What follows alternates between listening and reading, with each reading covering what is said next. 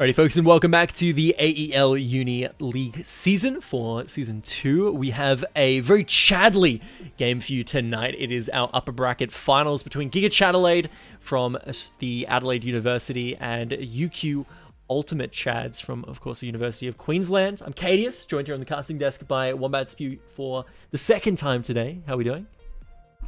Pretty good, pretty good. Looking forward to tonight. I know quite a lot of these players playing. I don't play with them, obviously. They're much too good, but it's nice to see them here versing upper bracket finals, like you said. So a game to definitely watch if you are tuning in at the moment. I think it's going to be a good best of three. Hopefully it makes it 2-3 games. What do you reckon? Honestly, these two teams are very, very hard to pick together.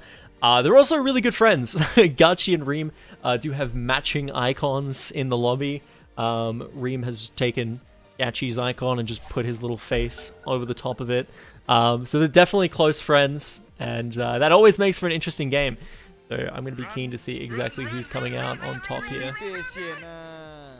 Yeah, me too. And do you know much about what they're picking and choosing these days, or are they sticking to the same ones each time, or are they just following meta? Well, I do know that they do have their picks that they're more favored on. We'll have to see whether or not they get picked. But again, the international started, things have been swapped up a lot. Tiny is a hero that we have not seen a whole lot of that we are seeing now. Do know that Psycho is a very, very big fan of the Jakiro. Does like to grab that one up. But as well as that, comfort picks that are worth noting is Unleashed Spirit Breaker and Reem Nizzle's Viper, and you might notice a little bit of a pattern there with UQ Ultimate Chads' first couple of bans. Yep, definitely some respect bans there, I guess. What about Dark Willow Hoodwink? Are they also something that UQ Chads like to pick up? I don't believe so. I know both teams do like the Hoodwink, but the Dark Willow is one that I don't know if we've seen a whole lot of the Dark Willow. I believe Pondoz is their 4. I think I've seen him pick it up a couple of times, but either way, Clockwork is going to be the second time we've seen this hero today. Yep, and like we saw earlier, Clockwork did a lot in the team fights, the Cogs obviously, and followed up by the Macropie or even the Ice Wall too. It's going to be nice combos for those guys in team fights. But good disengage from Tiny as well. So we did see Tiny 3, I think, last game. I hope we're going to see a, pos 1 or 2 Tiny this time. Yeah, definitely. Clockwork in the same way, right? Last time we saw Clock, he was a 5. So he was a very, very farm-starved Clock. Would like to see him, in the 3, in the 4, getting a little bit more items and levels on him, so he can, be a bit more of a threat when he does hook shot into those fights. Radiant team ban. And we've gone for an Abaddon. Okay. I mean, solid support for the moment. Can go Core, I think. We've seen that. I think like OG was playing Core Abaddon at some point, but I think it's just an overall good purge as well for any Jakiro. Yeah, I was going to point that out. Aphotic Shield, very good against Ice Path, very good against someone that is caught in Cogs by Clockwork. Just both in, 1, the Dispel, and 2, just the damage absorption is definitely going to be quite solid there. Banning away the Medusa and the Morphling. We do know that Gachi is a big fan of the Morphling. He's picked that one up on a number of occasions. And the Medusa as well. He definitely does like his ranged position ones. But Ursa and Slark being banned out here. Early game cores are the name of the game for these bans. Yeah, they're not too worried about your offlane like Mars's or anything like that. But I feel like that could be pretty strong with the Jakiro combo along with Ultimate. So maybe GIGACHADELAIDE might go for something like that. But they're going to do their last ban here. Not going to see a Gyro, which I'm pretty happy about. I just think it's the most underwhelming core. I don't know. Prove me wrong, but 5 seconds. I think there's other ones out there that I prefer. Dargo's pretty hard if you go the stats builds. I think... No, like he achieves. It's just like, oh, and he has farm and now Gyro's coming at you and then you lose the game. Oh yeah, no, he does kind of just kind of sit there with his flak cannon on high ground, just spitting them out at you until you lose. And then he gets the shard, and then you're just dead, and you can't fire any spells. So they've banned off the Weaver. That's a pretty good lane splitter. Not too bad at pressuring the Clockwork as well, but because you can time lapse out of cogs and hook, so might be the reason they've gotten rid of it. It's also very, very hard to Ice Path Weaver as Jakiro. Very fast bug. Makes 5 sense. seconds remaining.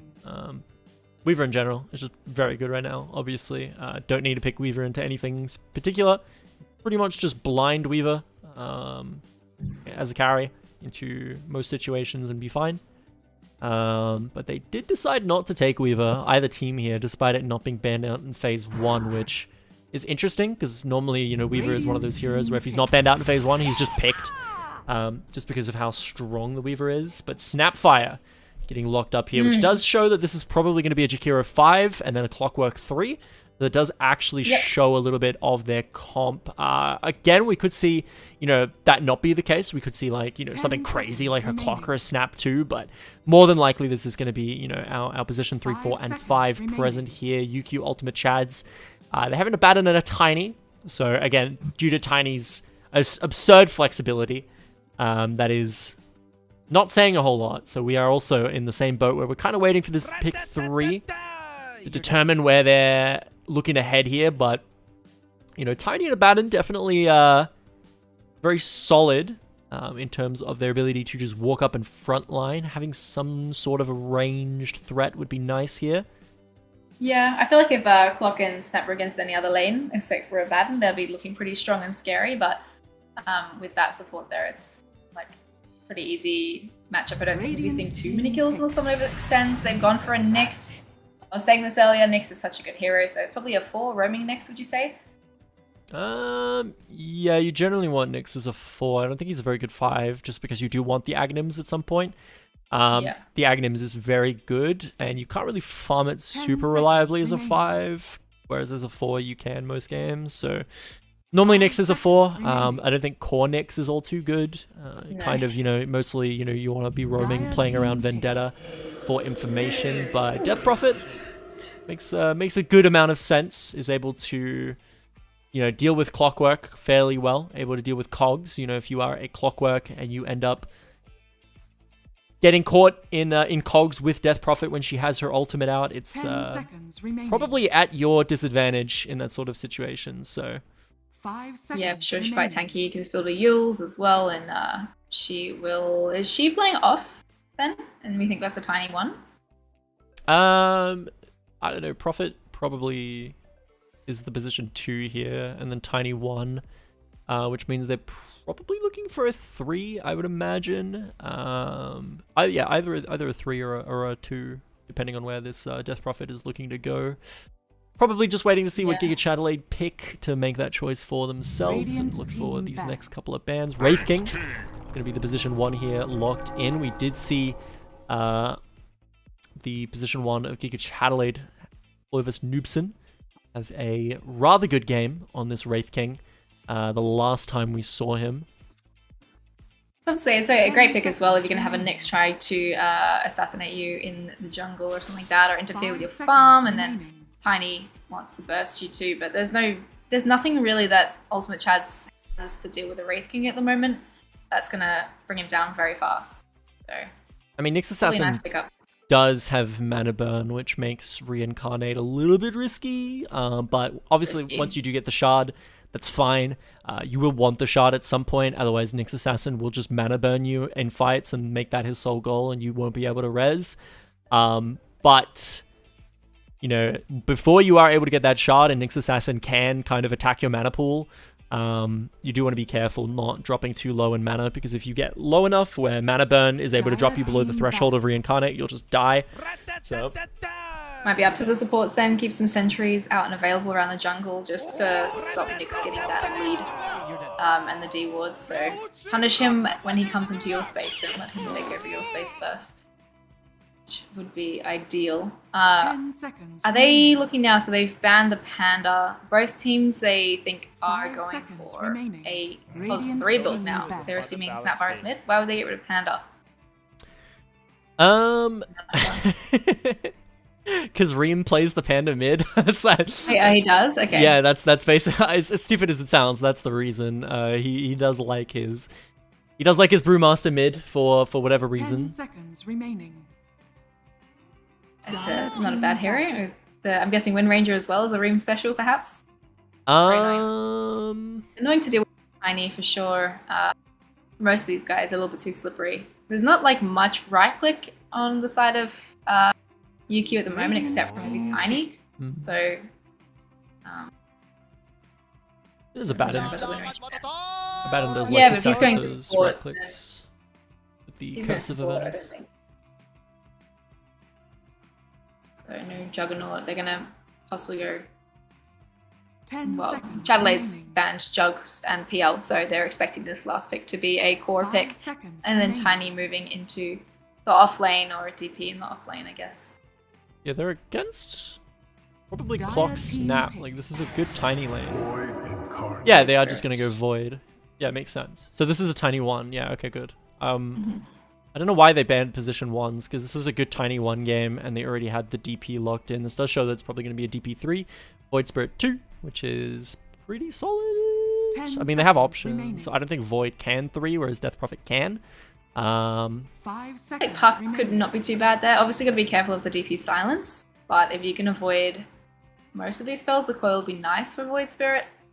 It's mobile too, it can catch up to fights. I'm so strong, guys. I'm so Keep him strong. locked in place, but what else would be good against this Void Spirit mid? Razor is pretty good here. Yeah.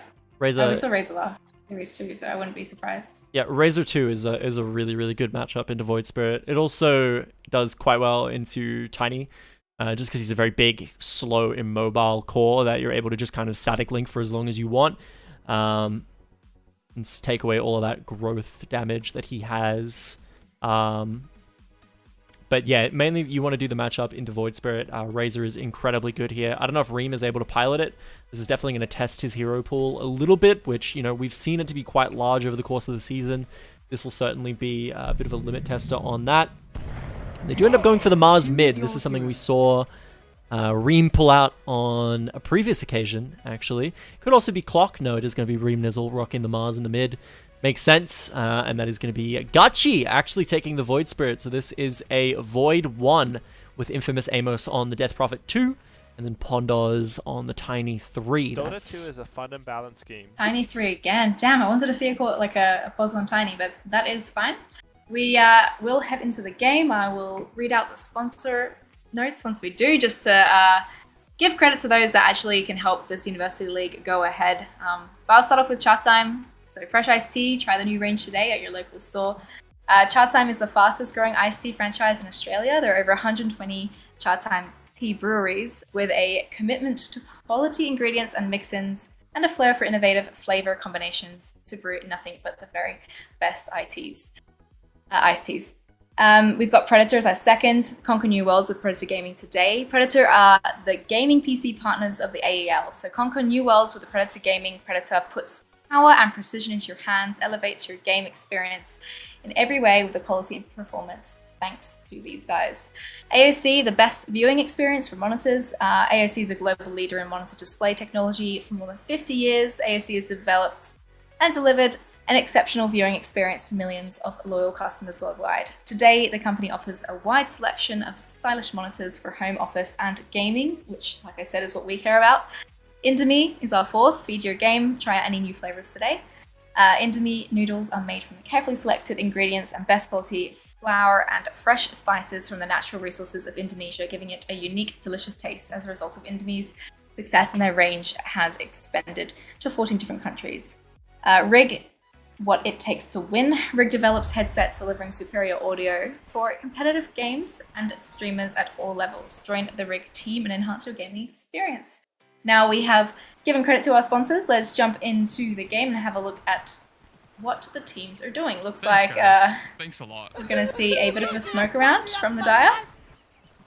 Soy does have to watch out. He's not going to see the boys in the smoke right here, but I mean, no Aphotic Shield skill just yet. If he gets jumped on, it could be bad. They are just going to walk by him, though. I don't know if he expected it. I think it was just lucky. Unfortunately, Chadelaide didn't get what they were looking for. A nice first early pickoff.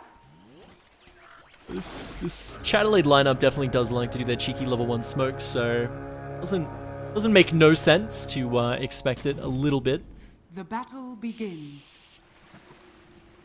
And just a 2 for 2 on the rune. Nothing too crazy as we go. We actually see Psycho is going to be on Snapfire this game.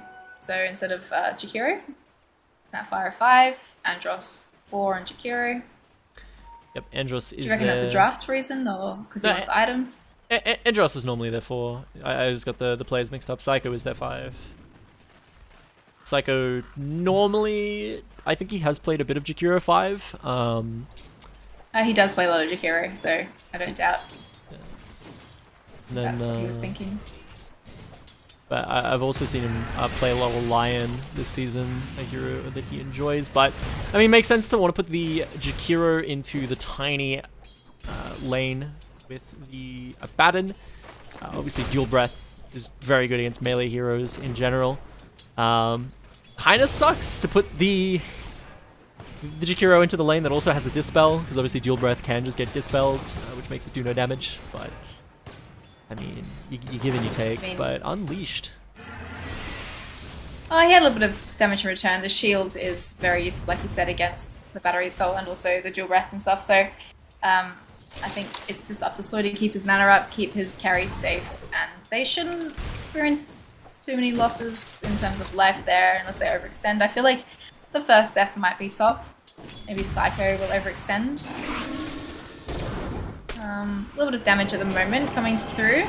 We've got the Siphon too, but there is a stun to follow up from Clover, so I'm not sure where this first blood is going to come from yet. Who knows, but either way, it is going to be Gachi in the middle lane here, going up against Reem. I don't remember if it's normally Gachi or if it's usually infamous Amos in the middle lane, but either way, Amos opting to go for the DP here, 3. Yes, Amos. Clovis is actually taking a lot of damage. He's got a lot of stick charges though, but if a cheeky Impale gets him, he was probably dead there, so he's had to back off. Having a look at item-wise, we got a bottle getting ferried through to Reemnizzle already. Water Rune's there too. Gachi already has his bottle, so... Pondos needs to kind of be careful here, dropping quite low. Andros might want to go for a cheeky little kill. That was a solo kill from your support onto the pos 1. Yeah, wait, from your pos 3 onto a pos 1. Does look like Andros is actually pos 3 this game on the Jakiro, and it does look like Unleashed is going for the 4 on clock. So those roles are reversed. Unleashed is normally their 3, and Andros, one of the best position 4s in the country, probably. You know, very, very, very well known in IEL OC Immortal solo view. Now we're just giving him a chance. Unleashed though, looking a little bit scary. The toss just out of range, so yeah. Now you're giving Andros his pos 4, but with a lot more farm. So up top though, Clovis getting jumped up with Psychos. Got the cookie to break it. Stun in return. Decoded. Yeah, I think in terms of last hits, I prefer Clovis's side. I reckon GIGACHADELAIDE has like a really good draft, but like it goes well into late game and has a really good scale. The Jakiro is going to offer a lot soon as well in terms of push once he gets some items and levels. Soy, he's getting jumped on for the moment. He has the shield, but Unleashed wants to chase. Pondo's doing some right click damage there in return. He's going to chuck the tree. Soy is going to get killed again by Andros. This dragon's looking scary.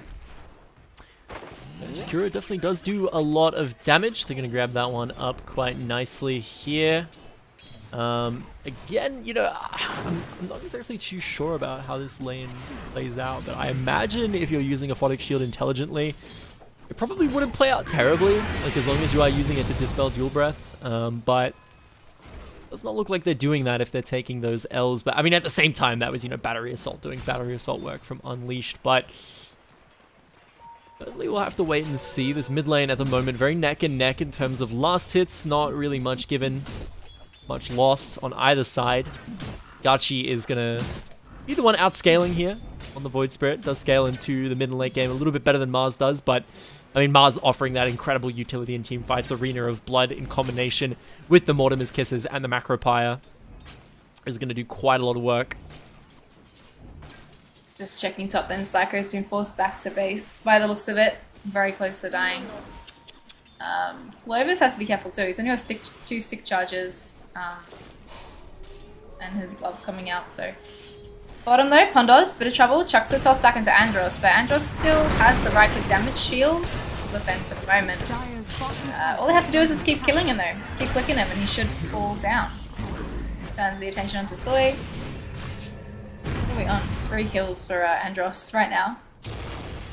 Unleash has Cogs, so he's pretty fine. Oh, rotation in from Gachi though, able to punish that movement. You should be able to get out of here nice and safely. Gachi with a great little TP there, but that is good and bad, I suppose. He's going to be getting himself a kill, but you look at the XP that he gained. Radiant's middle tower A massive amount. Mostly gold that he got out of that, but Rima's going to be able to shove in this entire wave.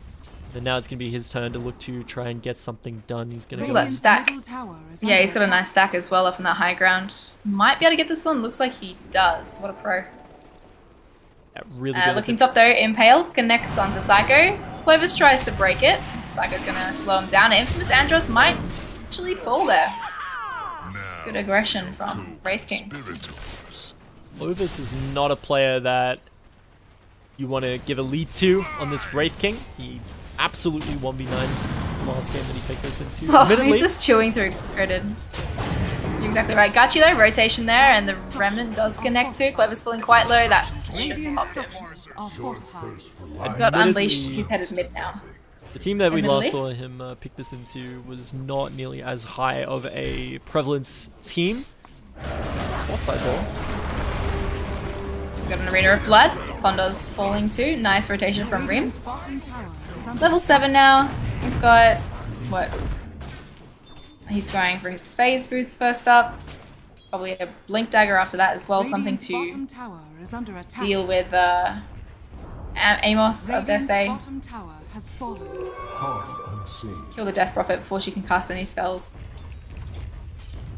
And she's just going to pop Exorcism to deal with this top tower. Might see rotation. I don't think there's actually anything that Reem can do in saying that. This is what Death Prophet does. Pushes towers. Clovis. Archie. Take down Clovis. Impale to follow. Ooh, he leveled up his ulti just in time there. Andros is going to do his best to defend for the moment. Clovis able to run away and pull back, but Gachi is still in the mix. They've taken out Coded in the meantime. Clovis will eventually fall. Amos about to get punished. Gachi's fine. He's got Steph in a few seconds.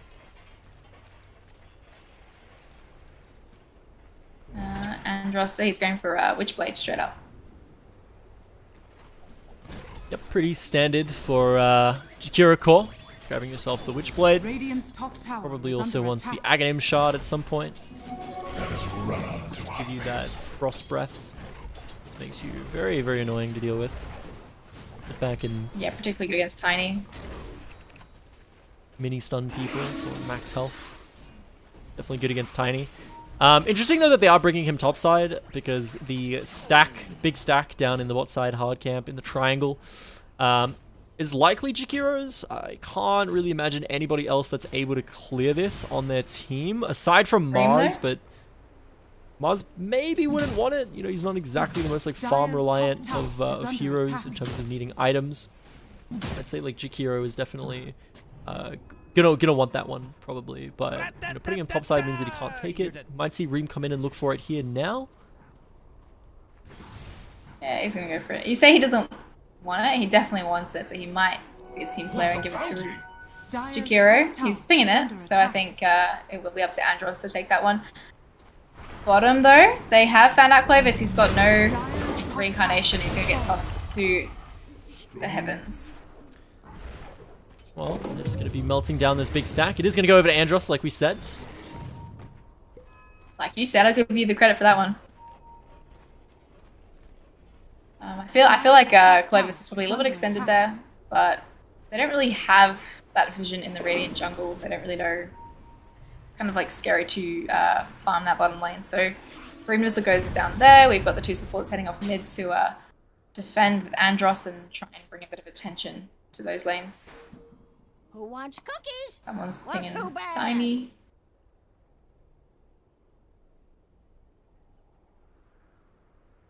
It's What's he going? Echo Saber. Most likely. Echo Saber into oh my god, I've gone blank. What's the upgrade for Chatterblade? Silver Edge. Yeah, sorry. It's been a long day. Yeah. Echo Saber into Silver Edge, maybe? Sense. Probably. Yeah, probably. I actually don't know if Silver Edge shuts down reincarnation or not. I don't think it does. Google that. But I do know that it gets rid of his crit. Pretty sure. So Are they pretty broken if it could get rid of reincarnation? It might, for all I know. To be honest. Again, when it comes to the specifics of ability interactions and item interactions with abilities, I'm not 100% on all of them. It doesn't disable passive abilities which activate upon death. So no, it was just getting rid of his crit. You're right. Yeah, that would be totally broken if it allowed that. Yeah, a lot of heroes mid at the moment. Amos is coming through. He has exorcism too, but might need a little bit more health. They're on mid right now because there's nowhere else to really go. Someone's probably going to have to go bot lane like right about now, otherwise this wave is going to crash, and that's not good. Probably going to meet around here in front of the tower, so there's going to be about one more wave before someone's going to have to TP down here. Otherwise Ream's just going to hit it. It's not so much the tower that they need to not worry about, it's the fact that, you know, there's a wave that is crashing. And Ream's just, you know, pushing this one in, he's going to be grouping up. They're going to lose this farm bot side, and the fight potentially could be breaking out around the mid lane. I mean, Infamous Amos looking to force the issue with the ultimate. I mean, we're talking about this is exactly what Death Prophet does. Pops the ultimate, tries to kill a tower with it. Very good at her job. Yeah, it looks like the team of Yuki's a little bit too scared to engage here. Not sure if they are really that strong against Ream. Ream coming to the party. I do hear Remnant in the back lines. They found out Andros though. He's able to get away for the moment. Coded is stuck though. He's been pinned up against the arena. Alive for the moment. Does fall eventually. Borrowed time activated. And Andros is still alive. He's got illusions on him, but the swarm wasn't enough to clear him up. And I think Soy's going to eventually fall. Just wasting some time here. Oh, he is still alive. Is there a stun for him? No. The blast is on cooldown. So just one death so far for Coded. Borrowed time, very good at, you know, surviving some of these early game fights. They're going to defend that one. Look at the fight recap. That was definitely in the favor of the GIGACHADELAIDE lineup. The damage coming out from Ream, certainly quite marvelous. They didn't even commit Macropire in that fight, I don't believe, even if they had it. Nope, he has not skilled it up yet, so Andros just popping the dual breath and the liquid fire, which is the build you go on Jakiro when you are just wanting to push waves and farm as fast as possible. And he is doing it just that. I'm gonna say when you're a support, you max that ice path too. Gachi jumping on Rimnizzle. They managed to dodge it with the cookie for the moment. Unleashed is in and around. He's got a hook shot. Is he gonna go for it? Yes, he's found out. Nick's here. Cogs able to trap up too, but he's gonna get punished in the meantime. Avalanche toss. Sacrifice himself there. The team could not follow. Yeah, bit of a feed coming through from Unleashed, which is a little bit atypical. Normally his engages are very stellar, although most of the time that I've seen him do those sorts of engages, it's usually on Spirit Breaker. So a little bit of a different sort of hero, but nevertheless filling the same role of just kind of going in, charging in for the team, stunning someone up. Not typical that we see him go in there and just die, especially not on those Spirit Breaker picks. But I mean, that being his more comfort pick, we can see why it was banned away, forcing him onto something like this clock that he's maybe a little bit less comfortable on, as well as that, you know, going from position 3 to position 4 in this game on the clock. He was net worth, you know, he is down the bottom there, lowest net worth in the game. He is going to be, you know, a little bit less impactful in those fights when he does dive in. So I mean, it's clock 5 is not fun. I don't know. It just feels like you don't have. Oh, was he 5? Yeah, he was 4 actually. He feels like a 5 at the moment. He's going earn. That'd be good for the DP later on. He can get them going. Some thing or Psycho's help, but they go for a double smoke. Psycho and Unleashed. Gachi though is standing high ground, ready to jump on top of Andros. steps. It's the temple. Key. Break. Oop, I lagged out there. You go. I can only dream of such a day. It seemed like Wombat having some connection Dire's issues. middle tower is under attack. Dire's structures. Yes, feel free to take it away. Sorry, I don't know what happened. All good. They're pushing the tower here. Reem really trying to defend. He doesn't have the Arena of Blood available, so I don't think they'll be doing a whole lot of defending here. Tower is going to go down. And now the real question is, what do the UQ lads decide to do with this one? Very Chadley two teams top here. Is... Yes, for sure. So top is gone, so Pondos has a little bit of farm opportunity on that lane. Back and forth from the jungle. Bottom T3 is still up and available. I hear mid though, there is a attempt on Andros' life. Psycho's there with a cookie. Yeah, so what do UQ do now? Is it time to move top? Is it time to pressure the Dire jungle up there, or just farm back? You want to start trying to do exactly what they're trying to do right now, which is push out this bottom lane. What Gachi's on, because you want to be taking down this tower. Right here. The only tier 1 remaining. You do see, obviously, Pondos creating some pressure on the other side of the map, and they might be going for a bit of a cheeky kill on him. He's been there quite a while. The pick out's not going to be enough. Nice cookie on his head too, and there's a lot of damage. Macapire close. He can't get a right click out if he wanted. Soy encoded are here. I don't think they're going to bother though. Back to the jungle to farm. Very dead, Tiny, unfortunately. You know, again, they were forced topside because of that. They had to react to the Tiny. And now they're not going to be doing what they need to do right now, which is, you know, trying to push towards that next objective.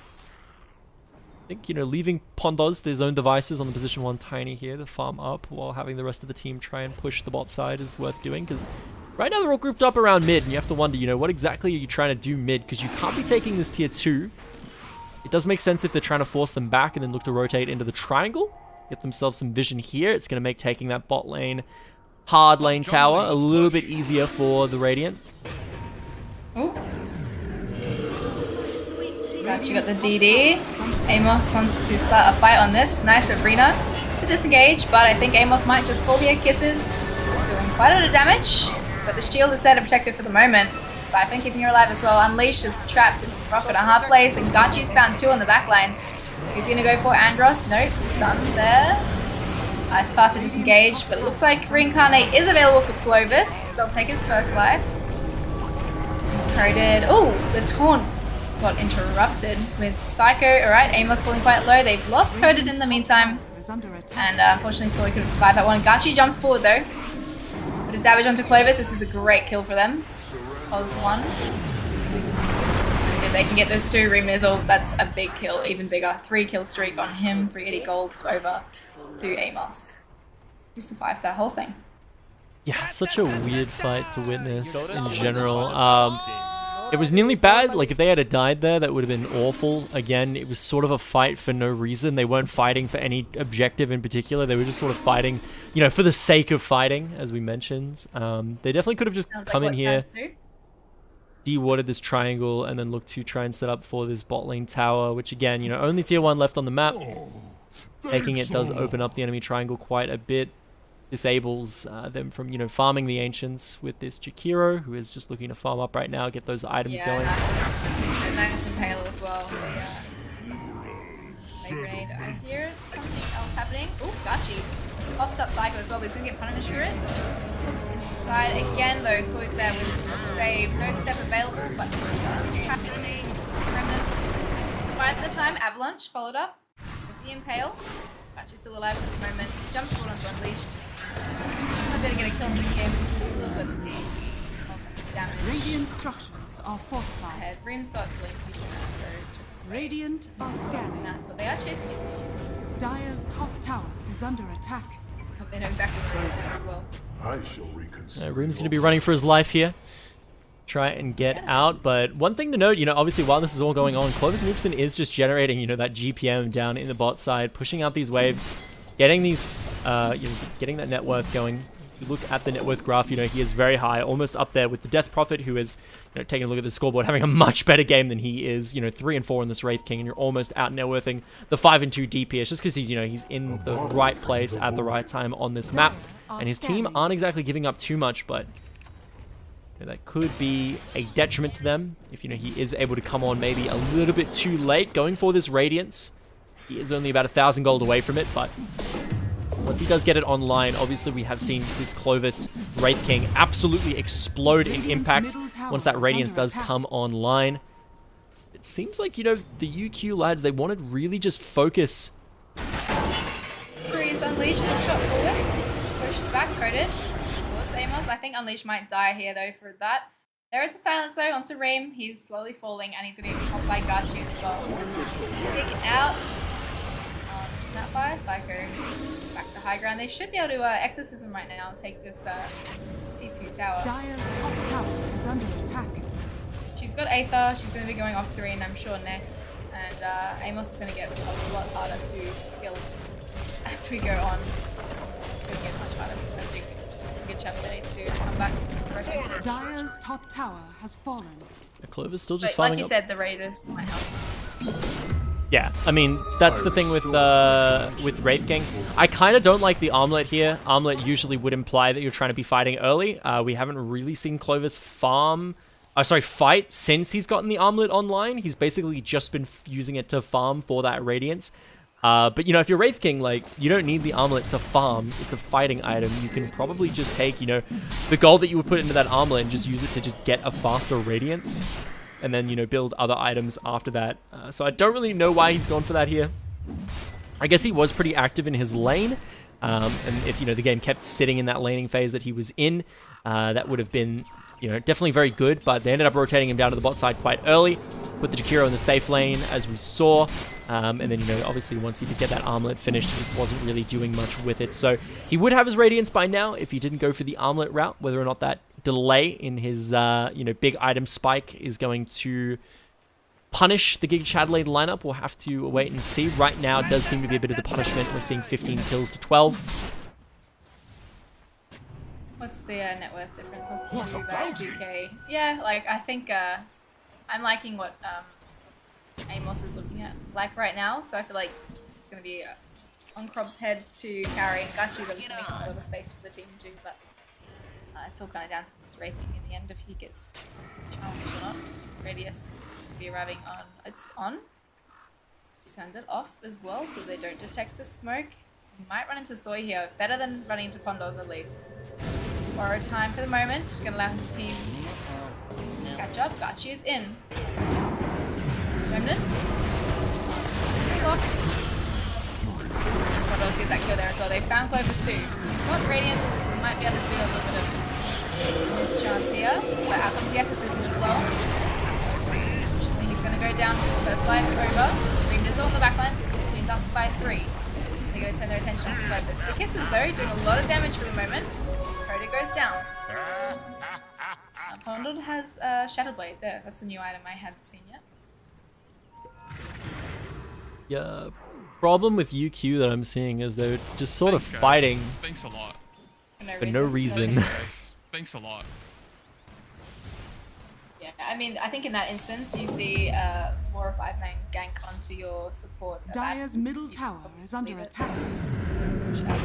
They are still taking objectives, they do have the T2 top, they've got the mid tower as well, but they could be doing a little bit better. Outscale. The Dire's can outscale them. You just sort of compare, the teams, something like UOW that we saw previously, to someone like this UQ Ultra Chad's lineup. There's a lot of sort of aimless rotation between the team. They're not really saying like, all right, this is what we should be playing for, etc. They're just sort of wandering around, collecting farm, looking for kills. And GIGACHADELAIDE, I definitely do think that this is a team that does play with intent. Right now they do see, that, okay, our top side is very weak. We don't have a mid-tier 1, we don't have a top tier 1 or tier 2, therefore, our Dire jungle is very easily invaded. So they've got tons of sentries around, making sure to de-ward all of that. Grab their outpost back as well. just looking to make it so that, you know, they're not going to have an easy time sneaking in a push against their racks, and also making it so that, obviously, you know, this top lane and the mid lane are not going to be unsafe for the lineup of GIGACHADELAIDE to farm on their cores.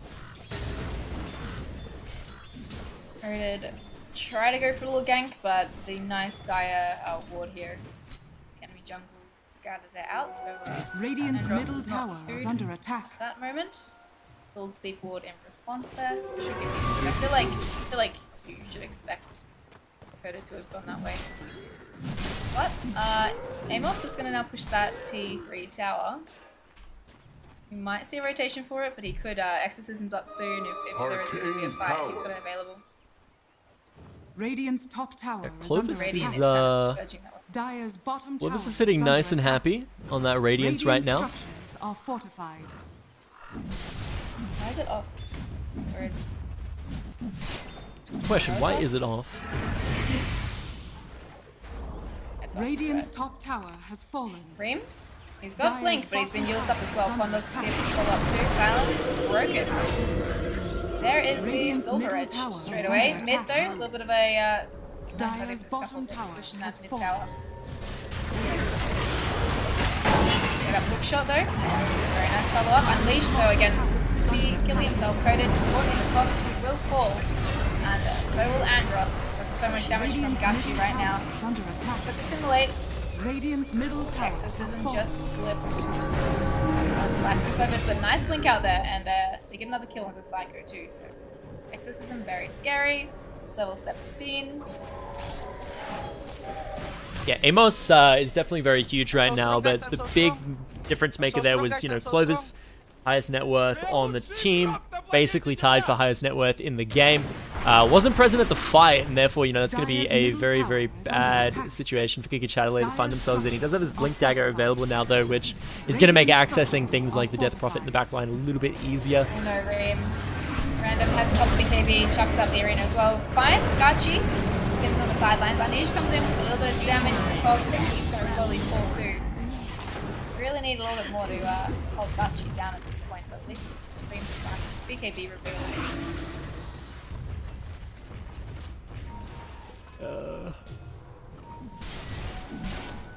This game's really on Clovis to carry. You know, when you're in this sort of a situation where your team drafted Clock, Snap, Mars, you know, they're very, very early centric.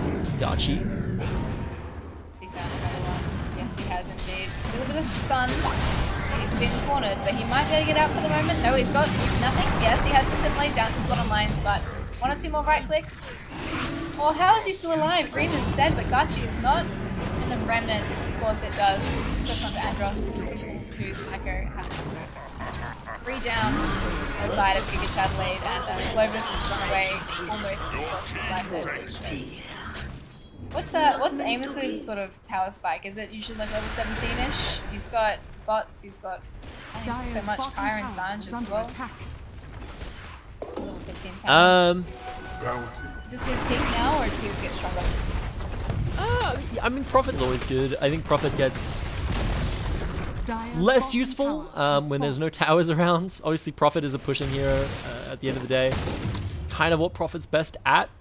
But yeah, the DP is going to just kind of go from lane to lane every time that ultimate's off. I imagine they'll pop it here and try and push down this tier 2. Or not. They definitely could. I feel like they're so strong. Gachi especially. They're going to go top instead though.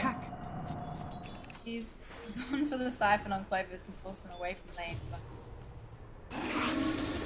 this is out of there. Heading mid. Gachi though. Arena. Radiant's dodged. They have found code in the meantime. Carabas will buy a bit of time, and Reem might get down him right now. He has the BKB. He pops it as well. Coded will fall eventually. Simulate. Pop out on Unleashed as well. And it looks like Clovis got forced to run away or something. Two of them. Buy back though. From Unleashed. Clovis is dropping very quickly though. Unfortunately, he's going to get tossed way and beyond. They lose Amos, but not after they lose Cos1 and Reem there too. So 3 for 2. There was a buyback from GIGACHADELAIDE. Dire's middle tower Pretty is under big attack. kill though onto this Death Prophet. Dire's middle tower has fallen. Certainly quite the fight that was breaking out as well. Pondos is going for Shard. Gachi, what's he going for next? Got BKB on the line. Means Reem probably only has like a 6-second BKB now too. 7-second, okay. So gonna get harder to defend these. Yeah, it's definitely just a case of certain GIGACHADELAIDE members not having the best of games. 0-8 on Unleashed. Not Yeah, he's ideal. playing very suicidal. He's just like kind of jumping in ahead of his team and he's got no way of getting out, no utility. Bounty. He's going for Aghanims. I feel like he could throw a liver, maybe something more stuff as well. Get him out of there. These are very greedy builds. The smoke. Look to go in here. Dire are scanning. Incoming! Scan the Roshan. No Roshan available. I mean, I can see why they're going for a pick here. Radiant Reem are does have the scanning. Arena of Blood. Plus the hook shot. There's a lot of lockdown available. Coded Binary Can they is maybe kill gonna the scout them out. They do find them. They get the sentry down as they do see the smoke broken. Knowing it's the Vendetta. The only one you can really kill quickly is maybe the DP and the Nyx, but I feel like you've got BKB on Pondos, Gachi's is very slippery and hard to kill anyway, and then you got on Soy. So those three heroes are kind of out of the mix when it comes to what we game. And something they're quite good at doing is rotating to anyone getting hit on the team. Yeah, Pondos is definitely massive. Can't imagine what he's gonna go for next here. Maybe an SNY. Follow it up. Nice Macropyre as well. We will see Coded falling down, a bit of Carabus. Both supports are going to eventually fall. Coded burns out. 3 down though. Inside of GIGACHADELAIDE, first life as well lost. Bovis, and he doesn't have an answer for it. That's just almost a team wipe. Yeah, that's Rax and Roshan right there, pretty much for sure. Double buyback available. We'll see if they decide to use it. I don't think they can end Kuro. He's going to buy back Gachi. Just being a bully right now. Gachi's insane. It's a shard though, but they didn't matter. They killed Bovis. It's definitely a Rax. Dota 2 is a fun and balanced game. Don't have Bovis, Ring. Dire's middle tower has fallen. Dire's middle barracks are under attack. Dire's middle He's just barracks. going G4s by himself. Dire's middle barracks has fallen. Yeah, I think they could do it maybe. Dire's Maybe structures are before. falling. Okay. Dire's top tower is under attack. I don't know if they can throw an Andros is up. Does have Macropyre in 5. Also got the shard as well. Pretty good for Pondos, like we said, but they could definitely rush. I mean, 14 seconds until Reem is back up. Just take the outpost, go and rush, or force up a little bit more. Really not super interested. They do have also Dire Wards available to get out. There are any Roshan attempts. They know that they're dewarding up here, so Roshan is probably something that they can infer. Just the information that they might be going for. GIGACHADELAIDE choose to react. Doesn't look like they are at the moment. Instead, they're just going to go back into their triangle. They've placed a smoke. Look forward here. Have one. The smokes, actually. Never mind. Vanished, but not gone. What does Infamous build next year? Is go into Octarine, I guess, or anything else he can go for? He hasn't decided. He will build Rapier, I hope. Rapier. Oh no, Reem. Make the BKB. At least game. it's just 6 seconds. Make the game more even. Rapier. He's currently dominating very heavily on this Death Prophet pick. He drops it. Gachi, he's found Unleashed though. That's a lot of damage. Remnant connects, but at least the hook shot went off. Unleashed should be alive. Big grab. And it's off.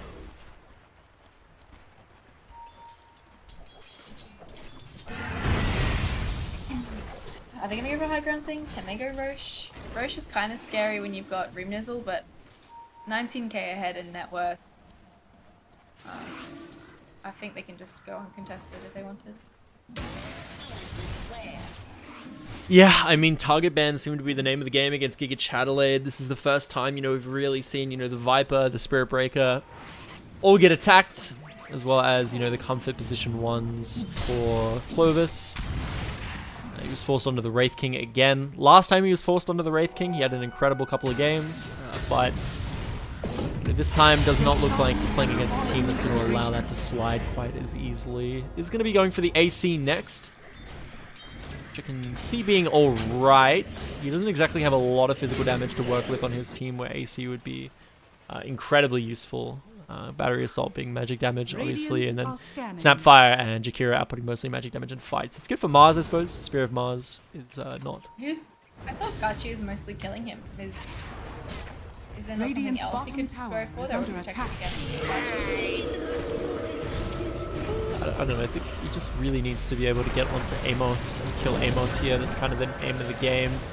Otherwise, this is just going to happen, where the ultimate's going to get popped and they're just going to force down the racks with it. Dire's top barracks are under attack. That is the second lane of racks gone. They can go for Megas if they wanted to. They've got the Aegis on Pondos.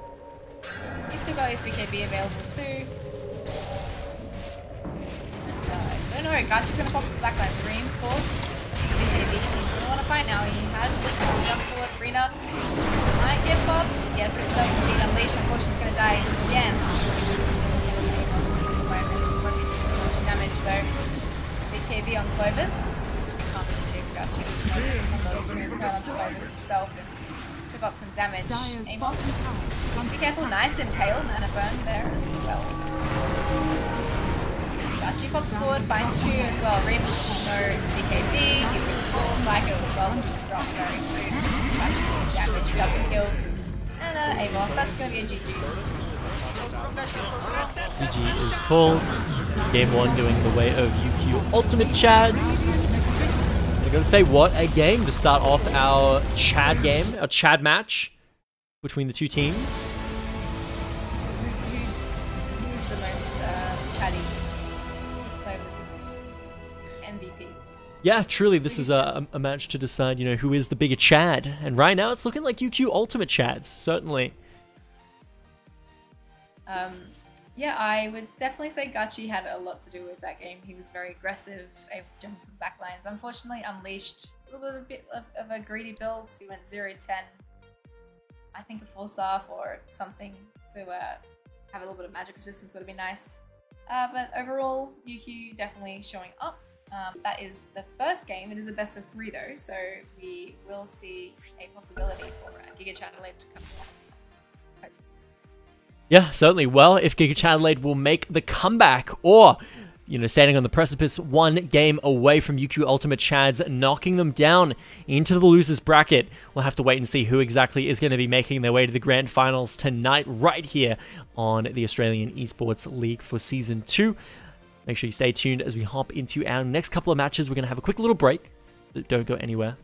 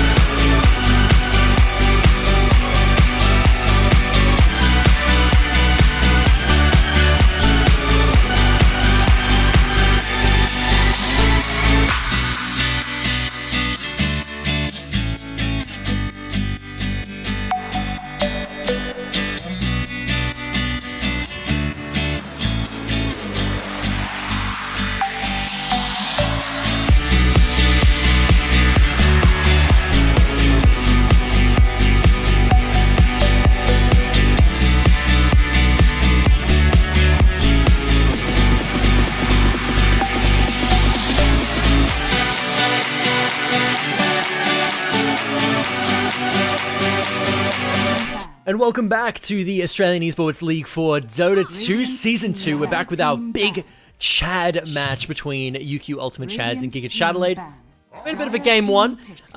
Big upset. UQ Ultimate Chads, I believe the lowest seed in the bracket, actually taking the first game off of GIGACHADELAIDE. And obviously both these teams, big friends with each other. And we're going to hop right into draft. And we see Monkey King picked up off the bat. Monkey King is there, Tiny is banned. It always seems like it's never just Monkey King and Tiny banned. It's always one or the other. 10 seconds so that could be a 4, like you said. Andros special, is it? Or Unleashed special? I actually have not seen him played it, but I could imagine he could. We've seen Andros pull out strange heroes in the bracket. We've seen him play Pudge a couple times. Actually seen Psycho play Pudge once, even. Does seem like GIGACHADELAIDE do seem like big fans of the Pudge. You don't want to see Psycho play Pudge. I haven't seen Psycho play Pudge. I mean, they won that game. I don't think it was because of Psycho, but they won that game. Lion and Jakiro picked up for UQ so far, so they're supports. Monkey King, Tidehunter. Meantime seems pretty solid these days. He's been winning the games, what I've seen in the last series, and also in a couple of TI games so far. So picked up quite a bit. He's definitely solid. You like Tide? General. 5 seconds. I feel like he allows. He's just a scary threat. You get the Aghanims. You're able to put minus armor on everybody, which is obviously good in combination with things like the Monkey King, Boundless Strike, and Wukong's Command gonna be doing more damage, and then obviously just Ravage, such an iconic spell. But Weaver still on the board. I would imagine it's going to get banned out in phase 2 here. And again, GIGACHADELAIDE not just snagging that one up. Same with UQ Ultimate Chads, not just snagging it up. I really don't think Weaver is a hero that you need to be scared of phase 1ing. I don't think there's much in the way of Weaver counters that exist in Dota. You can just first phase your position 1 and it's kind of fine. There's not much you can do about it. I think Weaver is, if anything, countered more so by items and builds than heroes in particular. We haven't been seeing any Nature's Prophet picks. He's been picked 24 times so far in TI. He's got a 96%, no, sorry, a 78% win rate. So I was expecting to see more Nature's Prophet picks, but I guess it's really a specialty if you play that or not. He's hard, yeah. So Prophet, you need to have good micro skills. I don't think anybody in the AEL meta plays micro heroes. Beastmaster and Lycan are also very, very good position 3s. But you see, they just never picked. Just simply because, they do require a little bit of micro. And players don't like micro heroes, I've noticed. And I think, Prophet... Okay, one hero only. Basically, Prophet is, definitely one of those where you need to have micro skills to play him. And, no micro skills on a lot of these top teams, so therefore he just doesn't... Even Wraith King. You don't even have to control his skellies. Yeah, no, exactly. You can't control his skellies, in fact. You're not allowed to. They just have a mind of their own. Sometimes good, sometimes bad. They have banned off the Wraith King this time, so we won't see him in the mix. Ursa's gone, Void Spirit is gone too. You do not want to give that back to Gachi, but I think Gachi's got plenty of other heroes in the pool that he could use. They have to pick Slark here, right? Dire team pick. No, they don't. They pick Jug. So then GIGACHADELAIDE is going to pick Slark. Surely. I don't think there's any way they don't pick Slark. There's no world in which Slark does not get picked here into the Lion Jakiro. It's pretty solid, looking kind of scary. A little bit of kiting potential with the Ice Path and Hex and stuff, but I think you just go invis, jump on their heads, and kill them before they get a chance to cast anything. Yeah, Slark would have been nice for you. Jug and Slark normally both get banned out against GIGACHADELAIDE. Clovis is pretty good at those sorts of carries. The fairly aggressive, mid-game power spike carries that look to, be very durable. Like the Juggernaut and the Slark. He's also played Lifestealer a little bit, but I mean that's fallen out of favor slightly compared to the other two. But Juggernaut getting picked away does mean that Slark looks very good here. He's also got a pretty good team to play Slark into. He's also got a nice front line and a good engage, which is what Slark wants. So, again, I don't see why you would not pick Slark here. If they don't pick it and they allow them to ban it... Jump in their Discord and tell them, okay?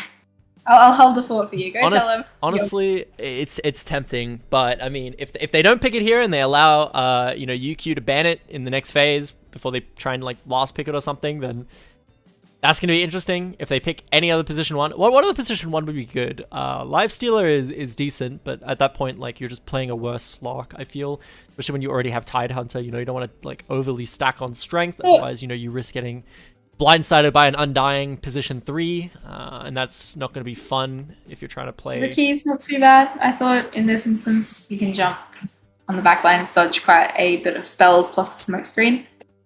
I don't know how often he is picked quite a lot actually. Ricky, I don't know. Ricky's interesting. I haven't seen enough of Ricky like on this current patch to be able to tell. But Pudge, there it is. We talked about it. GIGACHADELAIDE do like this hero for whatever reason it may be. Surely Slark. Still room for Slark here. Especially if you're devouring someone and Slark's just stacking up essence shifts onto you. So 10 seconds remaining. Like, you are right in terms of that pick. Is that an off-lane Pudge then? Off-lane Pudge Monkey King could be kind of scary. No, Pudge, it's probably a 4 or 5. I'm pretty sure it's a 5. Or a 4 or a 5, depending on what they want to do with the Monkey King. Monkey King, Pudge are their 2 supports. It'll be tied 3. Okay, oh yeah, sure. Well, then we might see Psycho on Pudge, which will be interesting. They are running out of reserve time though, so they're going to have to choose quickly. Who else is doing well? Like, Razor, could he be okay? Oh my goodness. What? Is that a Monkey 1? Monkey King 1? I think it's a Monkey King 2. Dire team 2. ban. Night Stalker. That. They're just going to ban Slark here, right? Surely, I don't like, know. first ban for UQ is just Slark. Team ban. Dire team Bloodseeker. No, Bloodseeker. team ban. Storm. Ban. Slark? You said Slark. How many times can you say Slark in a sentence? Like, they've picked Night Stalker. Like, this is also a pretty good hero for Slark, because, you know, you're able to just turn and fight him. not get right clicked to death by him, unlike most other position 1s. Remaining. 5 seconds. Well, we will soon find out. I don't even know what GIGACHAD's lineup is if that Pudge. Because I'm feeling like Shadow Demon is a support. So Monkey has to be a core or Pudge has to be a core in this instance. But you said Monkey King mid versus... Dire team. What is MK mid against? No one yet. They haven't picked that 2. It's Jug 1, probably Lion 4, Jakiro 4, and then Night Stalker 3. They need to pick a 1. Alright, sorry, pick a 2. I don't think Monkey King 1 is all that good. You can play it. So GIGACHADELAIDE are looking for a 1 or a 2. I would imagine it's a 1 though. They do still have the option of picking Slark. 5 Slark is not remaining. banned. Do you think Slark's a good pick here? Yeah. Radiant team No, picks. Slark. This is a good Slark game. They're gonna pick Medusa. Okay. Yeah. I don't know. Like, you're playing against Lion.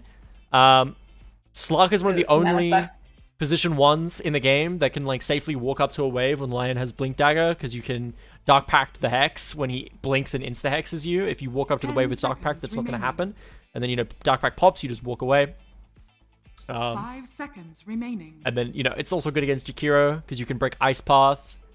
Also good against Night Stalker because of the ult. It's good against Juggernaut because of the ult. He can't Omni Slash you if you're untargetable. I don't know. I don't know. That's got to be like a comfortability thing for Clovis. There's no way you don't pick it here. It's definitely a way stronger hero than Medusa right now. Mid pick for UQ could be a co-op or something. They've gone for Invoker. Select your heroes. Just a comfort pick. Sightings? That's going to be... How does it match up against... Oh, Andros is on Monkey then. And they've got Psycho on Pudge. Oh, ladies and gentlemen, Psycho Pudge. Unleashed, he's decided to go for Pos 3, and so Andros 4, going back to their original roles, I guess. Shadow Demon Demon mid. Shadow Demon 2. Actually, don't know how this matchup goes. As obviously, Shadow Demon 2 is not the most common of heroes. Certainly not. What do you build in that instance? I don't know. Yeah, we'll see. We'll see how it goes. In the meantime, we'll jump over into the game as it loads. I'll quickly just mention the sponsors that make this happen. We start off with Chatime, so fresh iced tea. Try the new range today at your local store. thanks to Predator as well. Conquer new worlds with Predator Gaming today. AOC, the best viewing experience. They produce monitors. Indomie, feed your game. Try out any other flavors today. And Rig, what it takes to win. They develop headsets for gamers as well. So, I mean, I'm interested to see this Shadow Demon mid. I want to know what you build as a core, but maybe they're just going to mix it up. And does Reem play any other position, or does he always go mid? Yeah, I don't think there's anyone else that plays mid on this team. Not too much. It could be... Topson's played Shadow Demon mid before. Yeah. 7.2. You definitely can play it. It's not the worst of things. It's just very interesting because obviously, like, one of Shadow Demon's biggest strengths in all of Dota is he's the best stacker in the game. He is able to, you know, use Shadow Poison to stack multiple camps at the same time. Just makes him overall... And Coddle. Prepare for battle. No, because Coddle can only do 2, right? Like, Coddle can only... He can only queue one camp and right-click another camp, whereas Shadow Demon can, you know, over the course of, you know, the entire debuff duration, stack multiple camps, like 1 stack each, and then activate all of them to, you know, Yeah, I get that. It definitely seems strong. There is that, the old special where you stand up near the... Dire outpost, and you can queue both the higher ground and low ground at the same time, and then turn and right click one behind you. So these two here, I don't know if you can see my drawing. I can. I see what you mean. That's the only spot though. But yeah, you're right, you can get so much more with Renizzle. I'm very excited to see this. They've gone for another smoke similar to last game. Gachi's just chilling. They're not gonna... They did this last time. And again, Weaves dodged it. Yeah, they do this pretty much every game. It's GIGACHADELAIDE's thing. I guess they're going to find a boundless strike into the hook, though. Oh, nice hook, though, onto Amos. That's going to be a first blood over to the team. They'll share that bounty. Very cheeky. Miss Amos dropping the ha-ha-ha in chat. Ooh. The battle begins. Alright. Again, I think it was similar. No, there was no first blood last game. Never mind. So Unleashed, MK lane could be a little bit scary, but I think Soy could get off a lot of annoying damage onto either one of them. Kraken Shell, it does purge though, right? If you level it quite early, it'll purge liquid fire and stuff and dual breath. Yes. I'm wondering if they just pressure Andros rather. I don't know if like the damage over time of dual breath and stuff actually procs Kraken Shell all too much. Oh, another hook though onto Crodin. Psycho doing a little bit of damage off. He's gonna try and prevent this this block. I don't know if he's gonna get it. He's just literally chasing him. He's got a mango if he wants to try, but block will be there for both camps. And Amos is just going to busily hit away. Clovis hopefully able to find some space here for his fun. But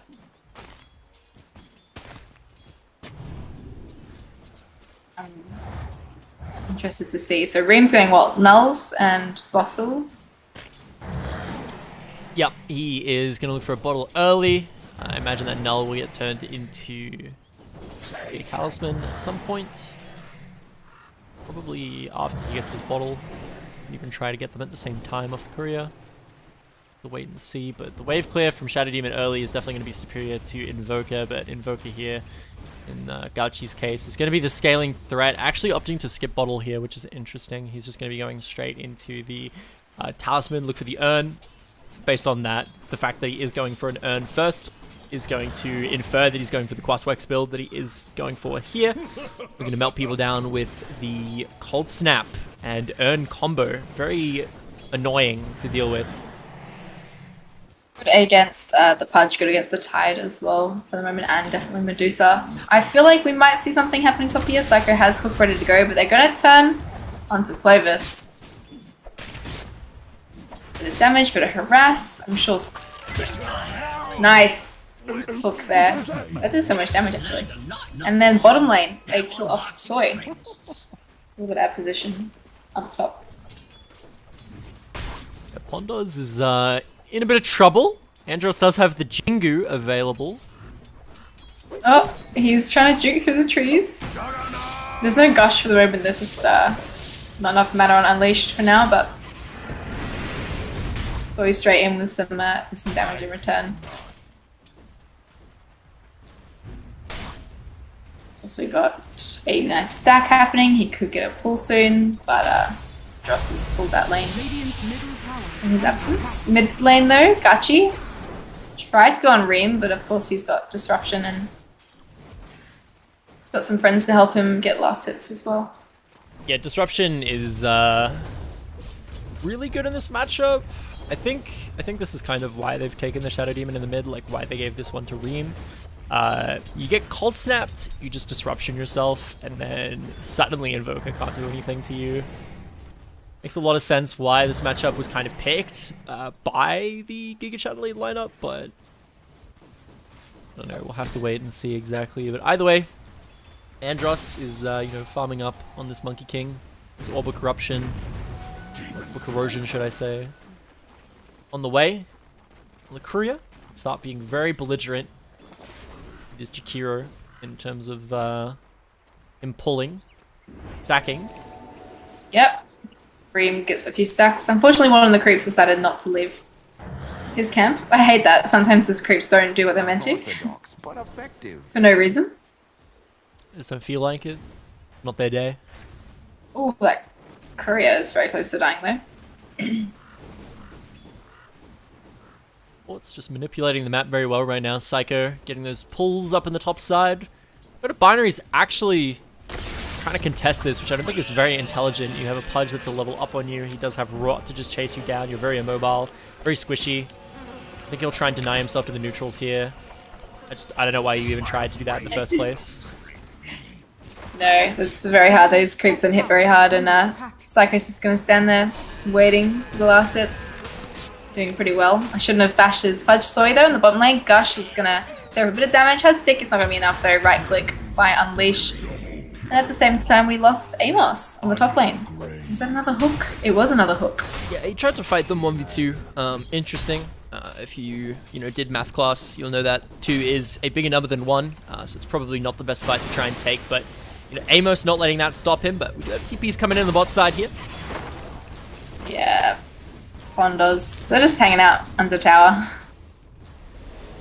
Andros gonna jump on Soy as well. The Gush will be there for the slow. I think this guy's dead again though. He's just literally TP back to lane, which sucks. Down the strike. Orb of Corrosion doing a lot of work there actually. It's slowing him down. Allowing Andros to stick onto Jakiro, apply those Jingu stacks. He's actually going for boots here, which is interesting. The last Monkey King we saw didn't go for boots. Skipped over that. It's like, I don't need boots. I just need to tree dance around the place. Oh, it's basically a free teleport spell. What's wrong with my mic vocal? Oh no. I've just been named in chat, but we did just miss a kill on top of Gachi. He picked up an urn, but he hasn't been able to use it yet. Dire's top tower is under attack. Dire's structures are fortified. Nighttime though. Gonna mean that Medusa is gonna retreat to the jungle for nighttime. Quite intelligent, as obviously Night Stalker is just able to dive you. Not gonna let him do that, just gonna back off. Dire's top tower is under attack. Yeah, I think they can just easily get the siege creepers there. Pondo's TP top as well with it. We used to see this a lot more back in the day. Mid lane especially would always rotate at 5 minutes with the creep camp, but I don't know what changed. The siege camps still do a lot of damage, but they just don't rotate as now. Amos looking for Medusa. He's still level 5 though. He doesn't have that ultimate. Try and create something to happen. Yeah, so it's around this point of the game that, people are going to start wanting to take down those safe lane towers. Obviously, Night Stalker very good at doing that when it's nighttime, so he's already grabbed his GIGACHADELAIDE. Chads probably going to want to head down towards the spot side. Hammer this one down. Glyph comes through, but probably won't save the tower. Might buy them another wave or so, but that's about it, really. TP's bottom. Ravage not yet available, still level 5. Boundless Strike's going to try and stop off Amos. doesn't have Void, but there will be a cold snap there to stop the TP from the Monkey King. A hook to save him. Very nice Psycho, but Amos is charging. He has Void again ready, but the 3 dancers there to disengage. Can they turn? They know that there's no Ravage. Tower is under attack. That was a flex of spells then, but nothing quite happened. Definitely very nice hook from Psycho, getting his Monkey King away. Well, in the meanwhile though, Juggernaut's still farming up. This little hook from Psycho. Yes, indeed. EMP will be there to clear up a little bit of damage on top of them. Amos is going to try and right-click down, but Gachi doesn't really have anything to help him. Yeah, the main important factor here, looking at the last hits, is just this Medusa is just having an absolute spree, but Clotmos might change that. Aggressive. Middle tower is under attack. Going for that spin. Oh, Clovis. Definitely, definitely living up to the team name there. That was a Chad TP. Knew he had the ability to get out of there in time. Did you now? Oh, Psycho just missed the hook on Gachi, but he's pretty tanky. He should be fine. Andros so boundless strike, not quite able to go off. Good air spike there. Amos is standing high ground, but he's got no ascension.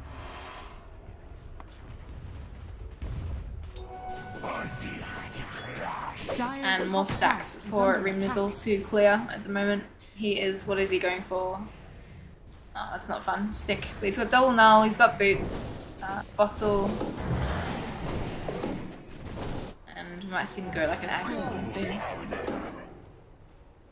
Yeah, maybe. I mean, one thing that I'm expecting here is Medusa to come online fairly soon in terms of farming speed. Gonna have the Dragonlance completed. Not too sure about the Dragonlance. Guess it makes sense. They do have a very scary comp that kind of comes online quite fast. You might want, you know, the extra little bit of health to stay alive, but yeah, obviously delaying the Manta style Skadi sort of build that you normally go for that 2k gold or however much Dragonlance is. It's gonna be a little bit of a detriment. We'll wait and see. But either way, just farming up in the dire side jungle as we see here. Reem definitely making this pick work. I mean, you look at the net worth, he is pretty high up there, highest for his team, and that's thanks to him using the Shadow Poison to take those stacks that we saw made earlier in the triangle, just melting those down with Shadow Poison. Definitely able to grab himself a considerable golden XP lead over the rest of his team. Using that to pressure this tier 1 mid tower, and both teams want to be getting around these mid towers. When the safe lane towers like this are down, that's usually the next objective on both teams' agendas, and Q Ultimate Chads, they're not looking to take this one down without a fight. I mean, Amos has essentially pretty safe for the moment by disruption Unleashed, who has Ravage, so that's why they were being so aggressive in the mid lane there. But it's a little bit scary when you've got a bat flying at you. They're just going to probably wait. Oh, it's night for the next few minutes anyway, for the next 4 minutes, so good time to fight. Purge is there on top of Amos's head. That might do a bit to clear up his health. For a moment. Andros jumping into the backlines as well. Nice Hex though onto Unleashed. Again, has the Ravage once they use it. It can't quite. They're still all hanging mid.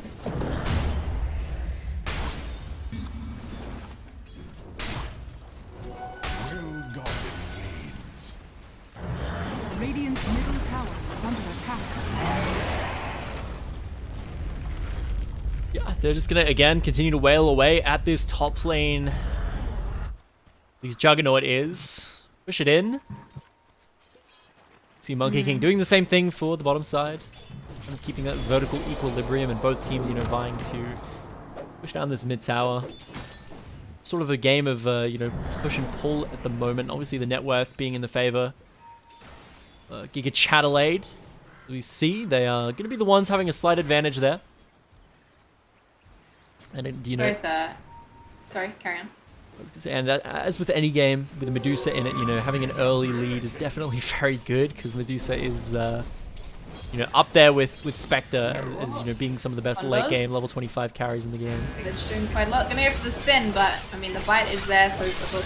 He will not Radiant's die. bottom tower And as Psycho gets that kill, actually, he hasn't even leveled Flesh Heap, right? That's retro. Once he levels it, he will get all of his hoops from the previous kills. Yeah, but magic resistance isn't going to do a whole lot at this stage. You're just kind of running around looking for hooks. You're not really trying to frontline or take much damage, so therefore Flesh Heap is kind of not worth leveling. Certain lanes it's good, like if you're going to be getting harassed heavily by like a magic damage user, getting a value point early can be quite solid, just because it does just give you a flat 14% I think at level 1. We've even seen, I remember I had a Pudge mid in a pub. I don't know how troll this is, but he like started Flesh Heap level 1 against Quap when he was playing position 2 Pudge.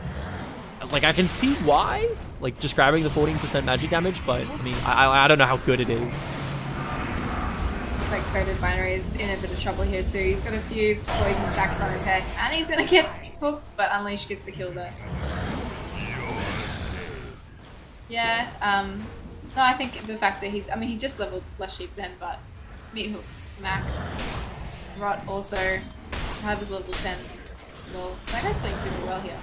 12% magic damage, that's how much it is. 12% magic resistance. Radiant's middle tower is under attack. That's pretty decent against the Lion at least, but you're not too worried about him. Yeah, Lion Invoker, Jakiro, definitely a lot of magic damage. Even Blade Fury obviously is magic damage in its own right. So. Hondos needs to be careful. I think it's fine. Medusa sitting up with the net worth. Sitting at the top, makes sense. Almost has the Mansa completed. Does have Yasha arriving on the career now.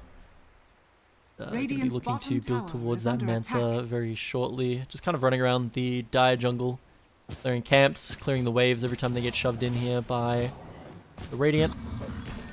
Dire's middle tower Definitely going to be a scaling threat, you know, UQ Ultimate Chads. They are on a timer, they're on a clock. This Medusa's going to come online and stop farming eventually. And when she does, you know, it's going to be hell to pay. You have the Juggernaut, you have this, you know, core that normally, you know, can fight early. That's sort of, you know, the thing about Juggernaut, can contribute to fights with the Healing Ward, can contribute to fights with, you know, Omni Slash, Blade Fury doing crazy amounts of base damage. And he comes online a lot faster than something like the Medusa. You know, we're not just seeing that just yet, which is definitely at the detriment of UQ Chads. He could fight. He's got Mjolnir, like, he has a little bit of damage on top of his team, but I think the amount of control that Rumnizzle gives with the Shadow Demon, if he just goes for that Omni Slash on anyone, they just get disrupted and disappear and they're saved, so kind of hard for him to fight. They need to like probably smoke gank, I dare say, very soon with him and either pick up Medusa or pick off Rumnizzle by themselves, but it will be the Dire picking up the smoke here. They have, again, Ravage. I don't think, have we seen Ravage yet?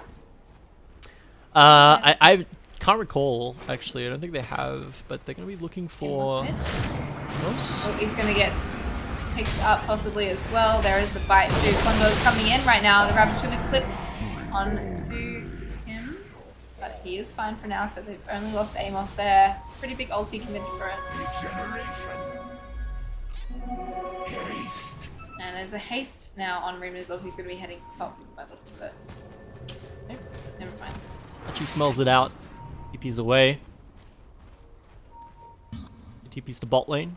Continue farming up. And again, you know, yes, Medusa is a level 25 threat, but I mean, Invoker is also a level 25 threat. This hero does scale into the moon, much like Medusa does. Not quite in the same way. You're not going to be that consistent DPS output, but yeah, a level 25 Invoker that, you know, lands a Cyclone on your entire team into like Meteor Deafening Blast is just basically a one team fight. So he is one that you have to watch out for. I feel like they're gonna want to fight here on the side of the interesting thing that Gachi has here is that he did go for the Urn, which does imply that you normally want to be ganking early. Being engaged by Amos, off the ult. Ascension gives him a bit of vision, but looks like Chadelaide is going to back for now. Definitely a T1 tower. They're not too fast. They're not about to risk their lives for it.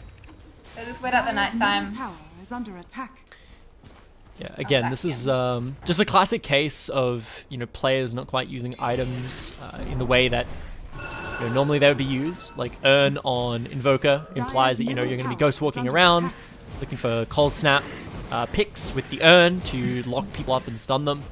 And obviously, Dachi is just playing, very passively for farm. And in that case, maybe getting your Midas a little bit earlier, not going for the Earn, skipping over it could be better in the long term.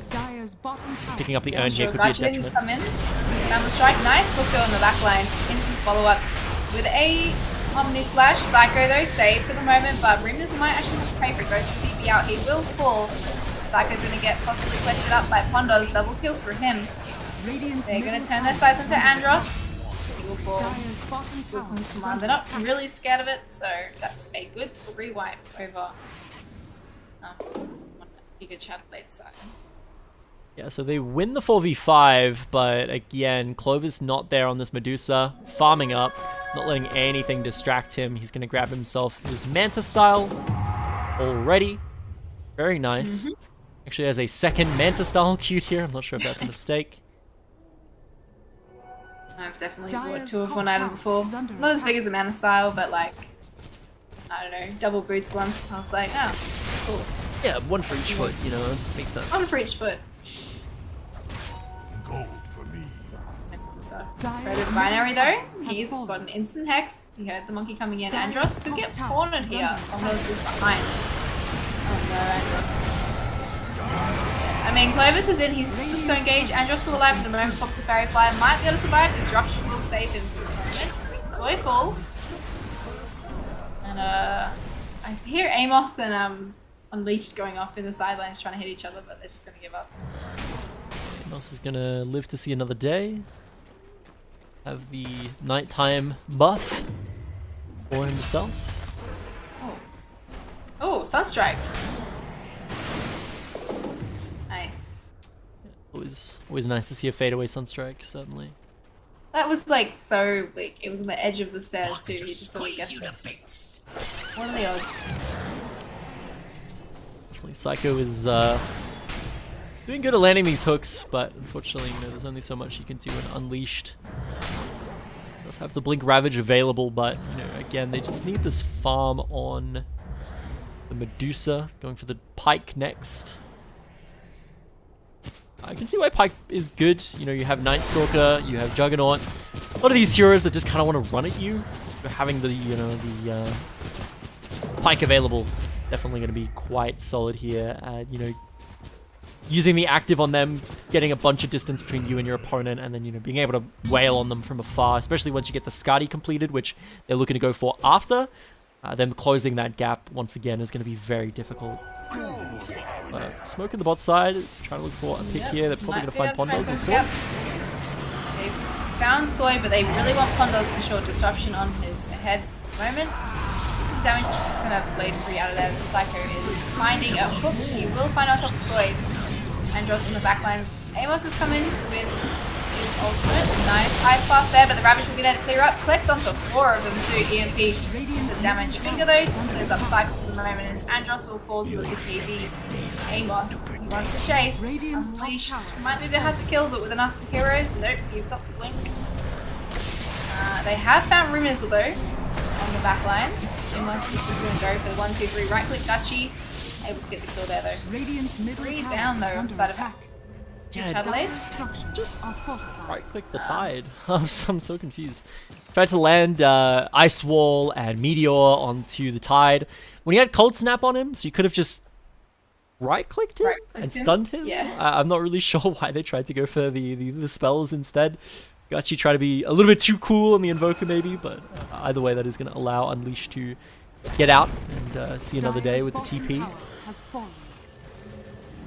Good Psycho. I'm surprised that fight went so well actually for GIGACHADELAIDE. They did connect a 4-man Ravage from Unleashed, but just wasn't any damage to follow up on it. The damage had already died, so it ended up being for nothing. I think Unleashed needs to maybe not look for, the 4-man Ravage that has no follow-up, and instead, try and look for maybe just the 2-man Ravage, but, your rest of the team is there to start off the fight and blow them up, and then, maybe you can have an advantageous fight from there on, but saving it for that long, trying to get, as many people as possible, certainly not not the optimal you think usage for those sorts of ults a lot of the time. Is this really on Clovis's back now to carry it? Can he do it with Medusa? I feel like he can. Is it better than the Wraith King late game, would you say? Oh yeah, yeah, no, definitely. Wraith King is a... the thing with Wraith King is he doesn't scale as well, but he is able to join fights like quite early because, you know, most position ones, like you think about Medusa, right? Like before Medusa comes online and is able to do like, you know, a lot of damage with those items and those right clicks. Medusa doesn't offer anything to a fight, really. Mid though, Rimnizzle jumps on Amos as well. BKB pops instantly on the back. He's gonna go for the TP through. Psycho's there, able to cancel it. Dark Ascension, nice Ice Wall with a Macropie too. And his Stone Gates going off for the moment, so he's just gonna back off. No one's died yet. Ravage is up now. Just got available, so he might be able to bait it in. Yes, he's gonna jump forward. Nice Ravage into the middle of them. No one's quite dead yet, but Pondos gets the play for Ryoth. He's fine. Amos on the back lines, able to not even clear up Andros. Perfect hook from Psycho. And so close with the Sunstrike. Just misses. Oh, jumps forward on Soy. You get the Boomer for now.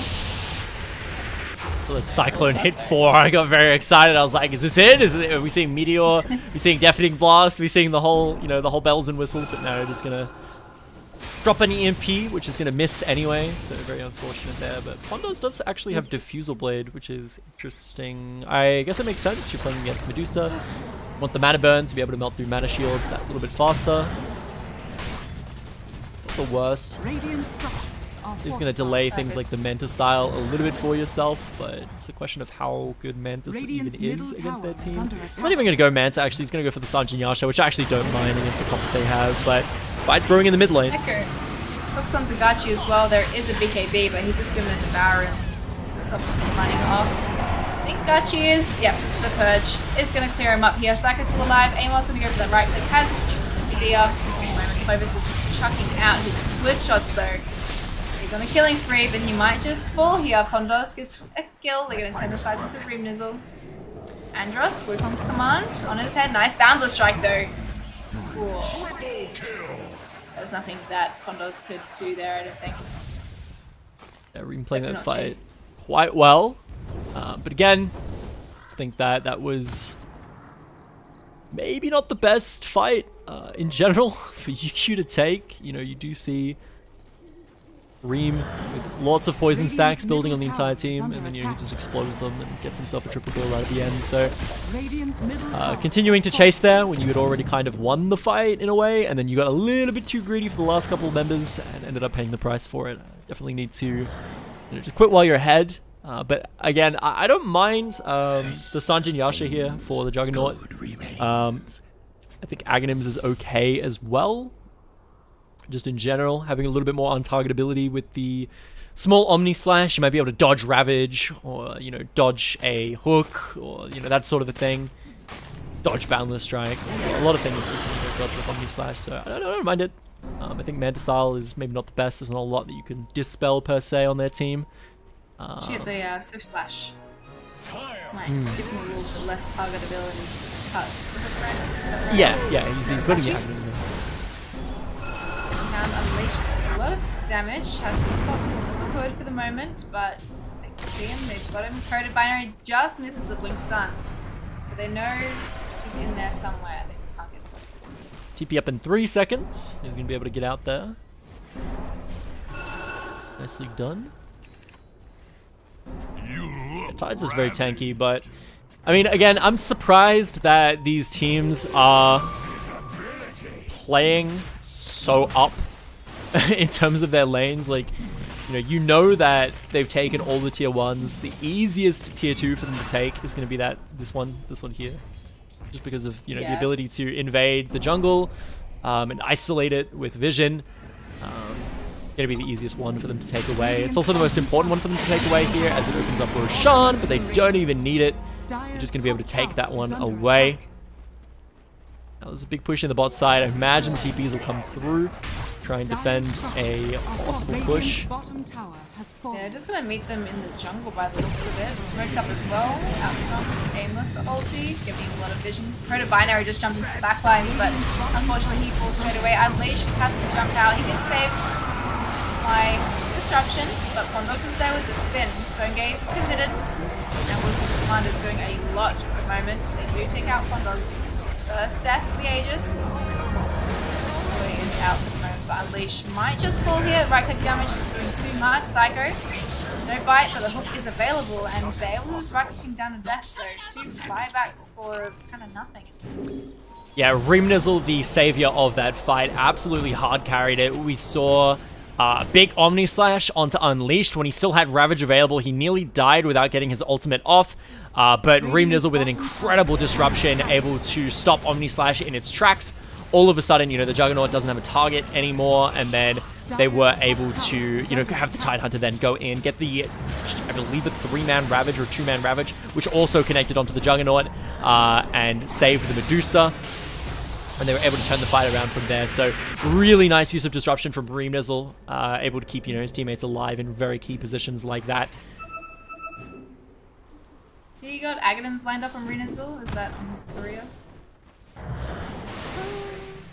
Yep, for Ags now. He's gonna get a whole lot bigger in fights. He's already doing so much. New treasures. Aghanims, what is it going to be dealing with? It might shut down the Night Stalker, shuts down Juggernaut crit, I suppose. It's just more damage and everything that he's doing is affecting the team fights. Yeah, I mean it's probably mostly targeted at the Night Stalker, just the ability to take away his stats during the nighttime. It's gonna be good. I don't think it takes it away. He pops ult, or it might. I don't actually know how break works with Night Stalker ultimate too well. I would imagine that's the reason for it. Also does just deal with, a lot of the buffs that we're seeing here. Being able to dispel in general and break is just always good utility. And then obviously just having like 3 charges of it is also going to be incredibly good. So we'll have to wait and see. Either way, what's the Medusa looking like? Does have Skadi going for Butterfly next, which makes sense. He's getting chased down by the Night Stalker and the Jug for the most part, so grabbing that one is going to be pretty crucial in keeping himself alive. Does look to have the Dragon Pike coming in, or Hurricane Pike, I should say. It's going to be nice and good. We see Infamous Amos though. Infamous Amos does have a halberd. It's going to be nice at dealing with the Medusa. By the way, this is UQ Ultimate Chads. Definitely in a fighting position as they're trying to battle against, the inevitable scaling of this Medusa.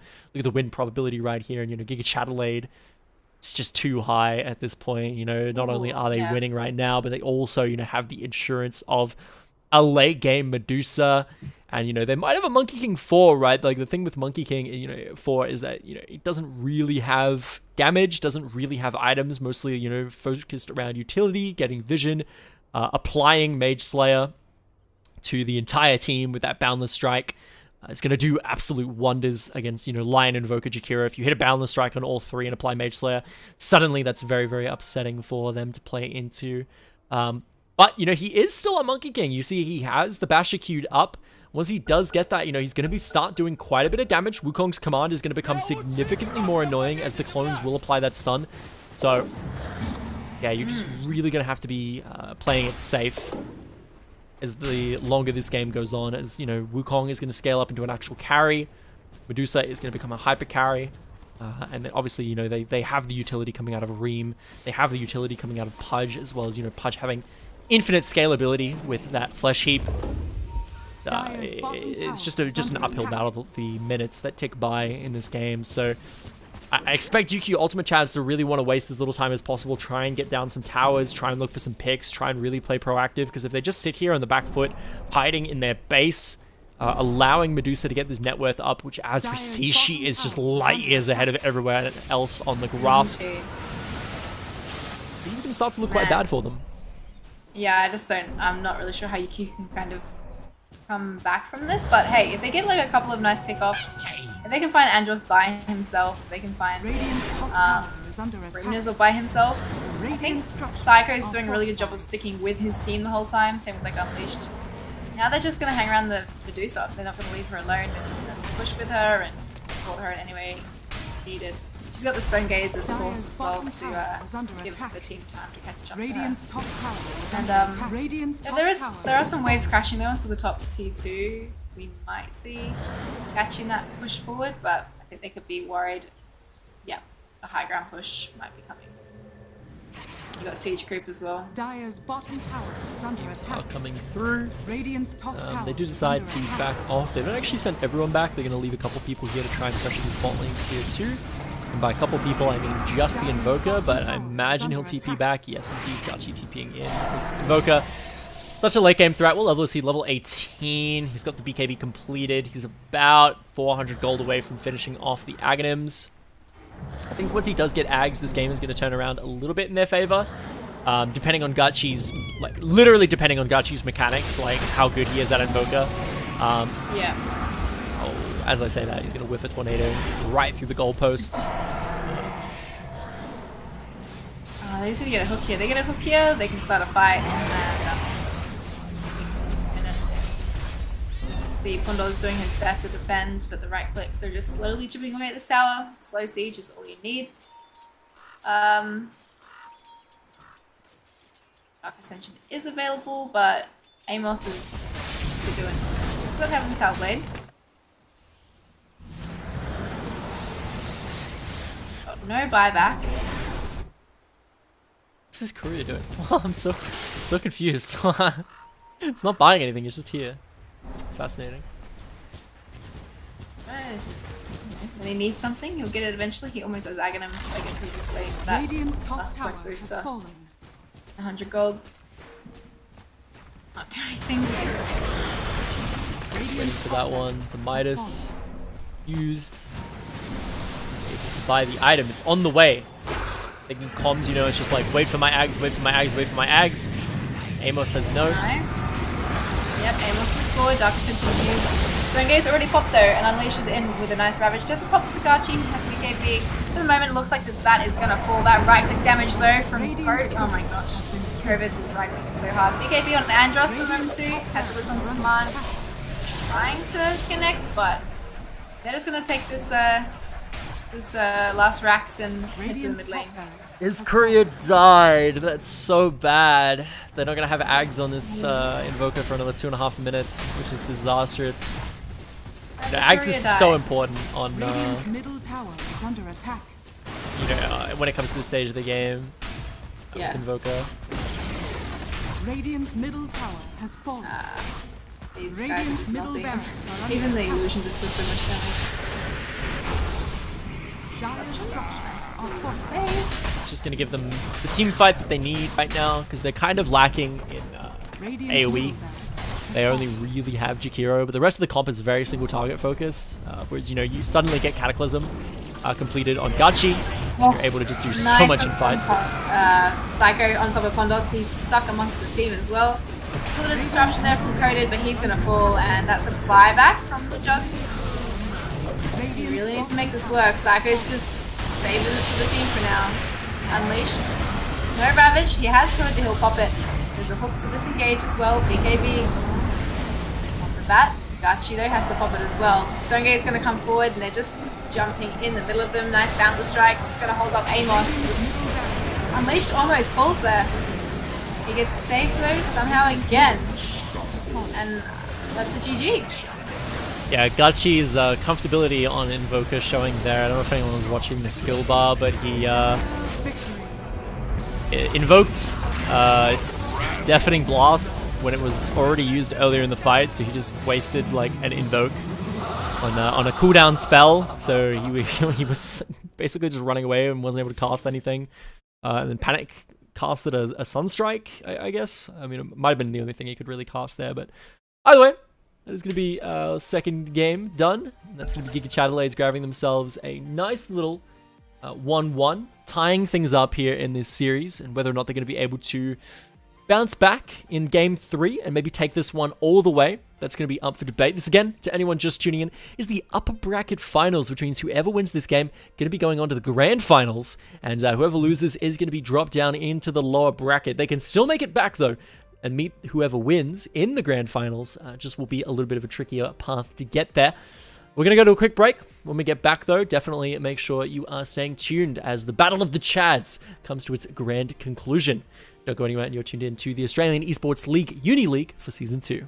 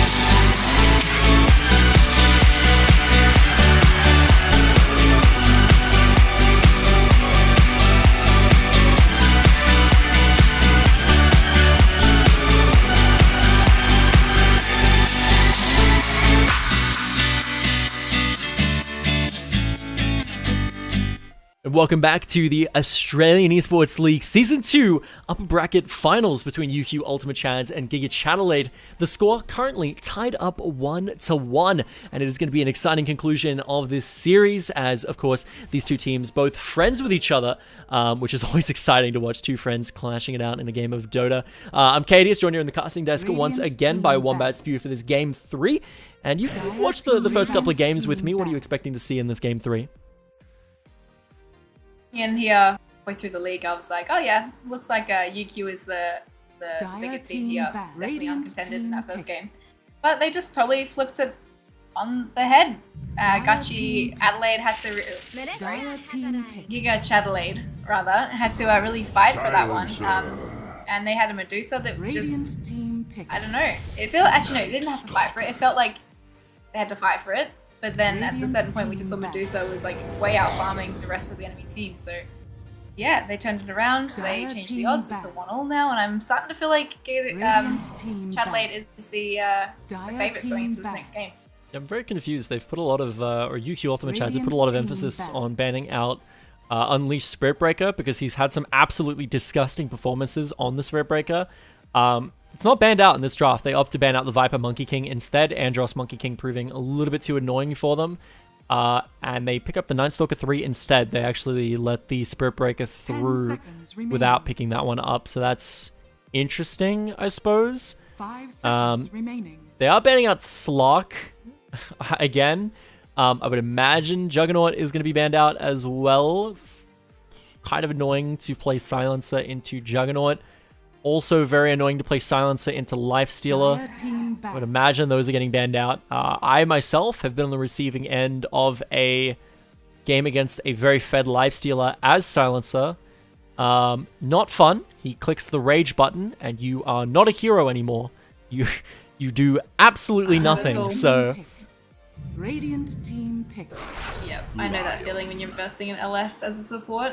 They do have a Lion again. Rage can counter that, so maybe that's something UQ Ultimate Chads wants to pick up. But Lion will be there. Hopefully the finger can break through the borrowed time. It's a favorite of mine if you don't hit that threshold. Just pick Jug here, right? You pick Jug with Lifestealer. I don't think there's a point like waiting until the next phase to pick your position ones. I think you just pick them here. Obviously, you probably want Jug or Lifestealer, right? Like they've shown Lion, they've shown Silencer, they've shown Night Stalker, like all this magic damage, all this CC. They do actually grab the Spirit Breaker for themselves this time, not actually giving that one away to GIGACHADELAIDE, but grabbing it themselves. Pretty solid.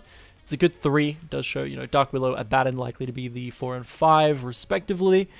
Now you're looking for a 1 here, and they are going to be grabbing Sven. Interesting. I can see it, actually. You don't really need to worry about the Silencer's silence if you are Sven, who doesn't need to cast spells at all. He just needs enough time to click the R button, and the E button, and then the Mask of Madness button, and then that's it. He doesn't need to silence him after that as long as you want. Doesn't matter. He's more than happy to just sit there. But Shadow Demon also picked up once again for Reem. We did see it in the last game. But it could be flexed potentially. I highly doubt it. I imagine it's going to be Silencer 5, line 4. With the Shadow Demon going 2 again. But, I mean, at the same time, it could be a funky Silencer 3 or a Lion 2. You never really know with GIGACHADELAIDE. Reem is just able to play any hero in the mid lane, it seems, and compete against these other immortal mid laners and do just fine. Yeah, I'm wondering what might be good against an SC mid. I was thinking maybe like an Ember Spirit or a Puck. He's kind of slippery and hard to catch. But Puck can get hit kind by of like get away. Puck can get hit by Dispersion, and then when she's in the Dispersion, she can get hit by all the Shadow Poison stacks, and then still exploded. So maybe not as great. I think Ember is quite decent here, but I'm not exactly sure if Gachi is an Ember player. I think anyone that wave clears better than Shadow Demon is quite good, such as Kunkka, which is why GIGACHADELAIDE's banning that away. Ultimate Chad is definitely focusing the position 1 pool here. Medusa, Terrorblade taken off the bat. Generally the sort of cores that do the best into Sven. Cores that can just sit on the back line with their ridiculously long range and kind of kite him with Skadi and not let him get close to them.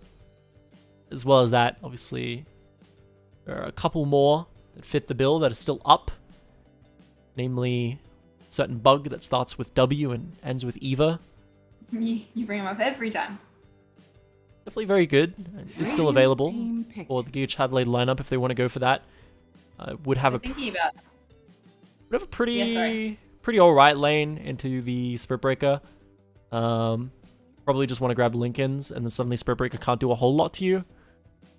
Especially against Dark Willow as well. Fairly squishy 4. You actually do have kill pressure in lane with that.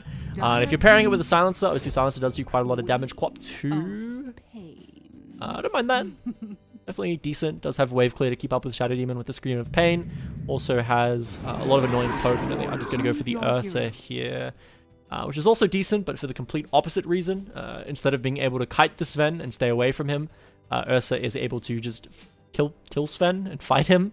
Popping Enrage is able to deal with his massive amounts of burst damage, and then after that you're able to just dish out your own massive amounts of burst damage. So I do like Ursa as well, for again like opposite reasons that I like things like the Weaver in this sort of a situation. But it is interesting that Weaver was not banned and made it all the way through with neither team picking it up. I feel like that's rare. But either way, I'm excited to hop into this game. We do see a Queen of Pain game ahead of us, which is always a pleasure to watch. High mobility, big screams. Yes, we do indeed. There she is on the screen. While we go into that, I'll just quickly mention the sponsors who make this happen. Chatime, Fresh Iced Tea, try a new range today at your local store. Predator, conquer new worlds with Predator Gaming today. AOC, the best viewing experience. Indomie, feed your game, try out any of their flavors today, and Rig, what it takes to win. Their headsets there. Which draft do you prefer here? Who do you think is going to come out on top? Late game, mid game, early game?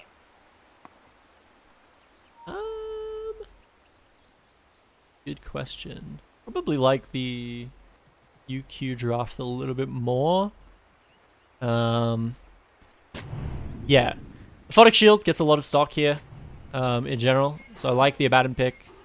I think Queen of Pain is going to be very difficult for them to lock down. They don't have a lot of single target CC to stop her from blinking around the place. They do have Global Silence, but that can be purged and removed in a few ways. Yeah, I think I'm liking the Gachi co-op pick. Would be interesting to see how that mid lane goes this time. Be watching a close eye on it. Yeah, it's definitely gonna have a better time against it than we saw the previous mid matchup have.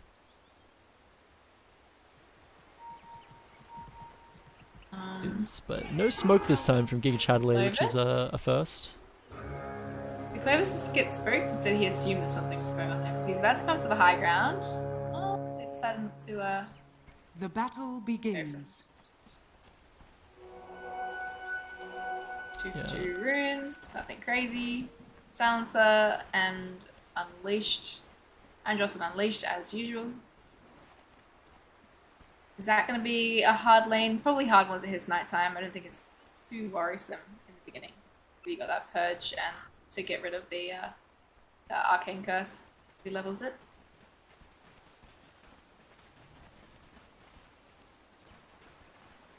In the bot side, Pondar's on the Sven. Sven obviously does scale over the top of Ursa, but Ursa comes online very, very quickly. Ursa, very popular with the current Falcon Blade build. I think last time we saw Ursa picked, they didn't build Falcon Blade, which might just be them not looking at the TI meta. But yeah, Ursa very good with Falcon Blade, just because of the fact that you're able to... Is it Falcon Blade or Falchion Blade? Let me open this door and look. I imagine Falcon, which is a bird, right? I just noticed though that Andros and Psycho bottom, are they tri-laning it or are they just gonna... They are tri-laning it still. Yeah, they could be. Probably don't need to give the Ursa much breathing room. Spirit Breaker. Got to. So yeah, tri-lane, double tri-lane bot for the moment. Again, Unleashed... Oh no, there's a TP top. Unleashed doesn't really need too much in the way of levels, he just needs farm. He'll catch up with levels later on. I see.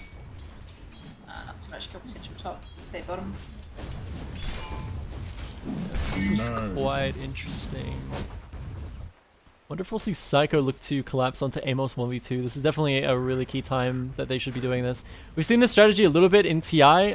If you don't like the lane that the 4 and the 5 are in safe lane, and you want to drag the 5 to the hard lane and make them kind of swap lanes, the best way to do that is to just force a tri-lane against the enemy position 1. They'll likely rotate their 4 down with a TP, in which case when you do that, then you just simply TP your 5 up to your safe lane, and then all of a sudden there's no TP available on their 4, So then the 4 has to stay, and then the 5 has to TP to the safe lane, which then you effectively just create a lane swap with the supports, and then you get your favorable matchup, which I'm not exactly sure if that's what they've done here, but it has sort of resulted in that happening.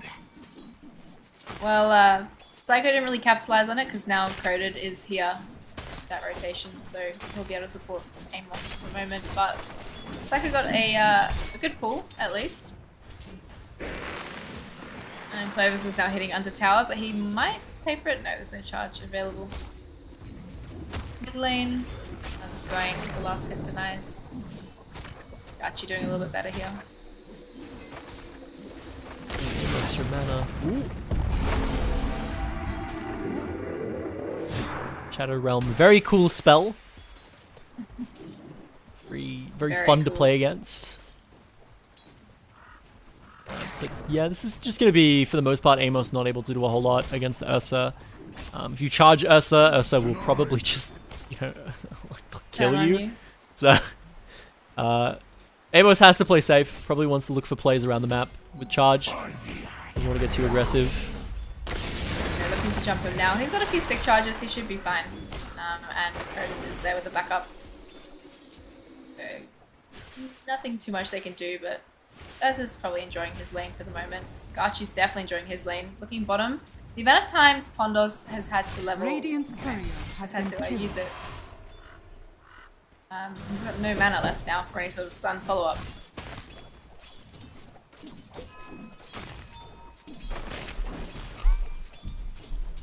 Four-minute rune. Coded wants to go for it, but Rimnizzle is there. A couple of poison stacks on his head. The charge stopped by Psycho. In the meantime, disruption used. He does have the 6-2. That's a nice first blood. Over top of him, able to pop that, and he's just gonna TP home. Back to mid, should I say? Nice Earth Spike by Psycho. Stopped the bashes from potentially coming in. Probably going to try and deny himself to Roshan, but Amos letting that one happen. But he did allow his mid laner to TP out safely with that Earth Spike. Again, his only way that he doesn't TP out there is if Amos procs a bash. And if he's stunned, he cannot proc a bash. So definitely well played by him there. But you know, either way, it is about to be nighttime in a hot 10 seconds or so, which is going to be, you know, go time for just the Unleashed on this Night Stalker. He does have his ability skilled up. See what he does. Doing phase boot first. He's got on courier. Nice armor coming along. Andros hasn't been able to do too much in the way of harass because Soy's around. No, it seems like a very underwhelming lane bottom. They're just kind of seeing who can last it better. And obviously it seems like Unleashed is doing a lot better for the moment. They do have the Crippling Fear. He's able to turn his back, and the Glade's going to cut into Soy for the moment. Fairy Fire popped, but they're going to stun back. And they kill Unleashed. In the meantime, Soy falls. -2 intel. So Andros will get that one, but I think he might just fall as well if Pondos goes for this last hit. Fairy Fire pops. No, he's out. It's okay. That's really bad for the Night Stalker. Night Stalker is a hero that is not that good from behind. He kind of needs to be snowballing, needs to have a lead to be relevant, and that's normally fairly easy to do because, you know, you get a massive stat advantage when that first nighttime does hit to start snowballing. But Amos up. Yeah, he's gonna possibly, he has charge available. He's fine.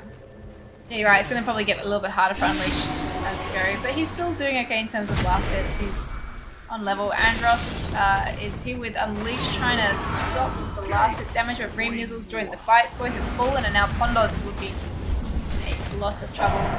Double kill for the mid player.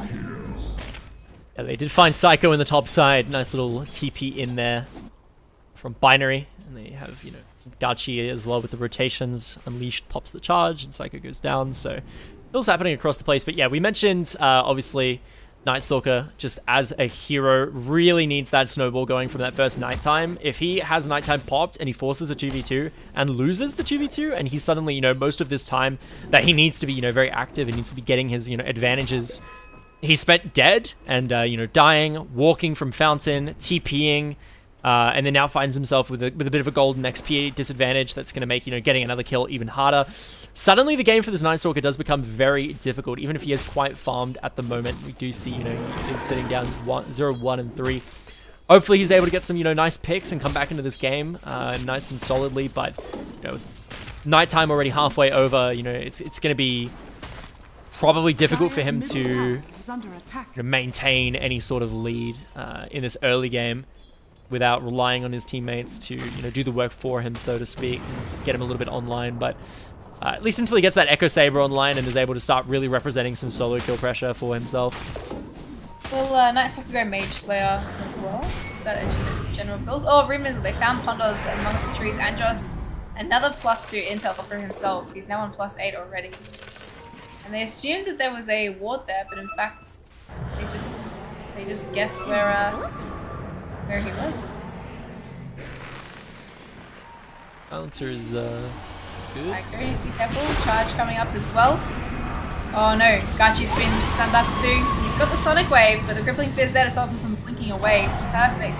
Use some Rim Missile. That is a lot of damage on top of his head, so Psycho baited it. Yes. Down to the line. This was the fears that I had about the Quap pick earlier, and that's that, Quap technically is quite good here against their backline. Lion very, very, very squishy himself. Ruminizzle fairly squishy on the Shadow Demon. You're able to kind of blow up Silencer in the same way. Like, they have all these like very squishy kind of utility backline heroes that, Quap's able to blink in and blow them up, so to speak. But, it is Silencer, it is Night Stalker. They have so many silencers available on their team. They also have instant Hex on Lion. Your ability to be mobile in these fights is severely neutered if you're not playing them perfectly. And, obviously we saw him not play that perfectly. He had the Night Stalker right on top of him, locking him in place. That's all she wrote, but Pondos potentially getting dove here.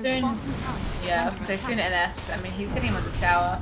It's only level, 1 Crippling Fear, so it won't last too long. That's still a lot of damage on Pondos' head. I was gonna say, as soon as Unleashed just gets a blink though, he can just Crippling Fear blink on top of Gachi, and Gachi's probably dead, so... Binary is level 3 at 9.5 minutes into the game. That's pretty bad considering he was the position 4. Why is that? Is that because he was in the tri lane for a bit, I think, and then he went off? Just because he's having a bad game. 0-2. That's all. Pondos though. Spike followed up. A little bit of right click damage. Should fall here. Oh, no, the shield is there, plus the coil to keep him alive a little bit longer. There is a stun on Unleash. Gachi joins the fight as well, but they have lost Pondos. Andros is going to go for a TP out. So Psycho, do they have anything to stop them? No stuns. Brambles are down. Get out nicely. Radiant's top tower is under attack. And meantime, Clovis is just sitting top tower. Yeah, I mean, Clovis farming up. Is he going for the Falcon Blade? No, he's not. He's going for Diffusal. Going for the same build that he went for last time. Oh, silence used. Is that from mid? Rim Missile, double damage. There is a Stormhammer on his head. Soy doesn't have any mana though to follow up, but might just be a matter of a right click. It is indeed rotation coming in there from Clovis. He can't particularly do much here. He wants to go for that Diffusal, so probably just farm up. Pondo's actually going for a very fight-heavy build here, grabbing himself the Soul Ring. The second point into Stormhammer just allows him to contribute to fights early, just that little bit more, which I do like. They do have a Night Stalker, they do have an Ursa. You do need that little bit of ability to, kind of match the cores that they have, as they do come online very, very early. Unfortunately, the Binary getting caught out there, as you mentioned, very far behind this game. Very squishy, very easy to kill. Yeah, he is super far behind. Needs to somehow get those tomes up and running. So the thing about Ursa and why Falcon Blade, I believe at least, is so good on him is just for the fact that Ursa is mostly gated by mana when it comes to farming. It's kind of just your ability to spam overpower. But with Falcon Blade, you don't run out of mana.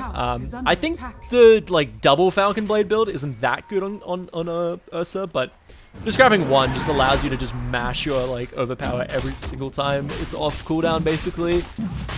Really look to make a dent in just your ability to farm in general. He's going for an early Roche. They did see him walk in there though, so he's stuck amongst the brambles. He has Enrage, a little bit of stat resist too. Team's there to protect him. My thanks. It's a good ward. The Radiant. What's Gachi? Orchid into BKB he wants. BKB obviously so he can get away from any silence that jumps on his head. Yeah, no, there's definitely a game where you need BKB on Quap at a fairly early convenience. Sure. Pondos, what's he going for here? He's got the Mask of Madness completed, looking for Echo 7 next, pretty stock standard. Some Svens even opt to, you know, pass up to Mask of Madness.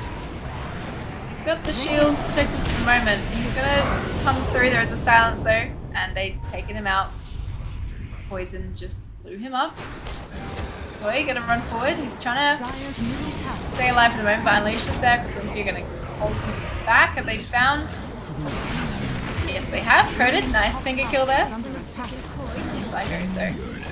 One stack for him so far. Yep. 13 minutes, not too bad.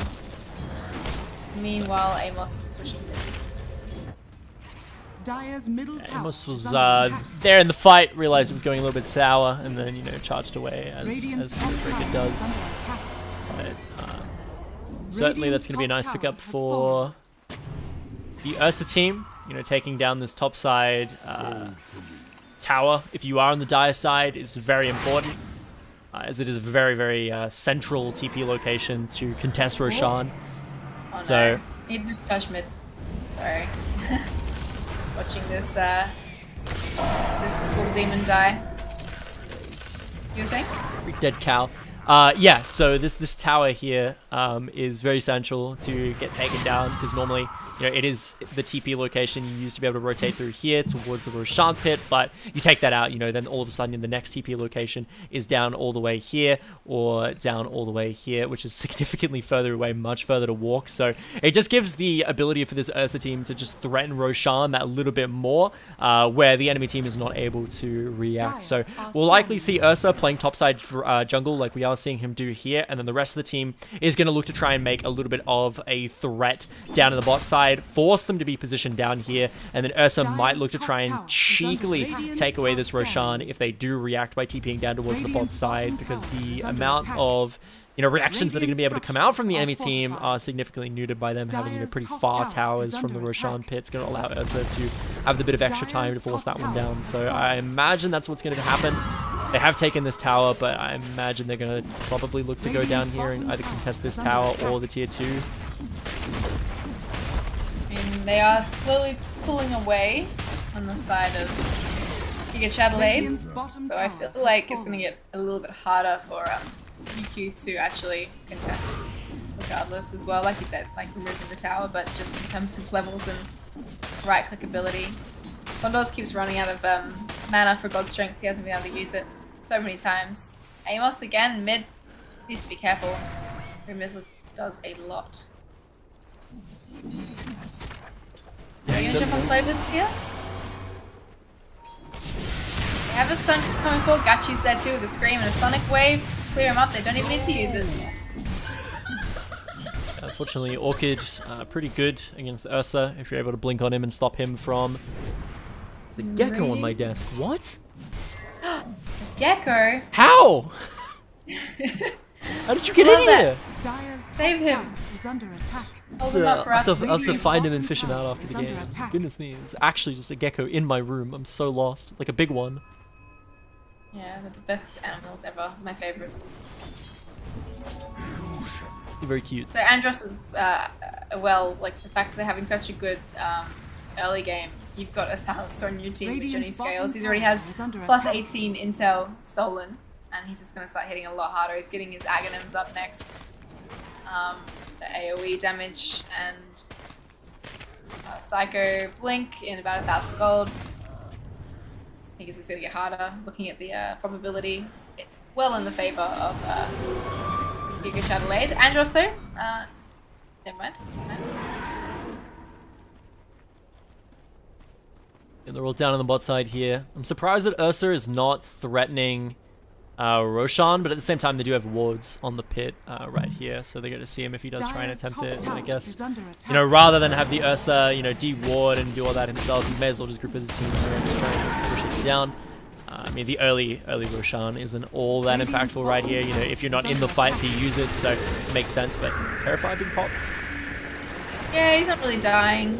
He can just fight and survive, so there's not the biggest point to go for. She's only died once that gank up top. You can just smoke in there though. I feel like that's just an easy way to counter the ward.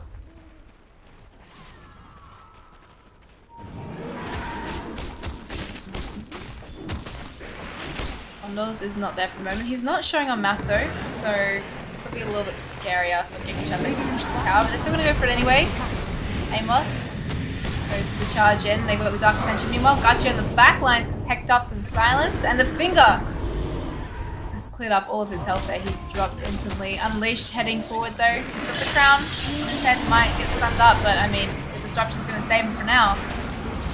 Tower is gone. Clovis just manages to take it, and Unleashed is going to right-click damage Amos to death. Yeah, I mean, the Shadow Demon mid-pick showing itself to be quite broken, actually. Reem, 2 games in a row, absolutely showing up on it. And you might think, you know, Quap is going to have a better game this time. There's no way that, you know, he's going to run away with it twice. But even though Quap does actually have more farm by quite a bit, you know, 30 CS ahead, we're seeing Reem just have more game impact, you know, using the disruptions to stop his team from having the crown triggered, you know, allow the Night Stalker to keep up the chase. Not only that, but obviously just pumping out the Shadow Poison at all stages of the game. An absolute menace. I'm going to see him here in the topside jungle, which means that probably Radiant side are going to know that Andros is all by himself. Yeah, he's dead. I mean, he did just buy out a little bit, so he's almost got Aghanim's again. They get a kill. Gachi really needs that BKB, so gave him a little bit of money there towards it. Yeah, he's getting more and more close. That might change things around, but Clovis, meanwhile, hitting Roshan. I don't know if they saw that happening. They were charging the silencer at the time, so they might not have noticed. I learned there's a very fine art to Roshing early with a they just managed to get a kill with an Ursa, because I think it was like, I played Ursa a few times in like the first 10 games of Dota, and I think I died to Rosh like 4 times. Yeah, you just need to have lifesteal. Pretty easy once you have the Morbid Mask completed, like we see him have here, and a little bit of stats. You know, you have the Diffusal, the Morbid Mask. At that point, you're good to go. You can use it all the way down. You have enough armor and damage coming out from the Diffusal Blade, and you obviously have the lifesteal on the Morbid Mask, which is going to heal you more and more for every single Fury swipe stack that you get built on him. But in the early days, you don't realize that. Yeah, no, I remember Vlad's Rush Ursa was like very common. You'd finish the Vlads, and then, you know, Ursa would like sneak the cheeky solo Roshan after jungling for the Vlads. I don't know, old Dota strats. I apologize for barking dog. I do kind of miss the old jungle Dota. It's not dead. It came back a little bit. We saw this team actually, GIGACHADELAIDE. We saw GIGACHADELAIDE rock a jungle pudge on Andros. I think it was either Andros or Psycho. No, it was Psycho. Psycho actually played it. The jungle pudge, when pudge got reworked so that meat hook insta kills monsters. Yep. Yeah, that's pretty good actually. They lost that game, but yeah, they did try to make it work. Dire's top tower is under attack. They're just forcing slowly this fight here. Nice board, but Soy's able to clear it up quite quickly. He will get punished though. Disrupted for the moment. Psycho's in, has the finger, but I mean, borrowed time is the threat there. Base cow is still bottom. He's just pushing E1. Ponzo's is farming in the jungle. I don't know if they realize Ponzo's not there. Pondo, sorry, I keep calling him Ponzo. Ponzo.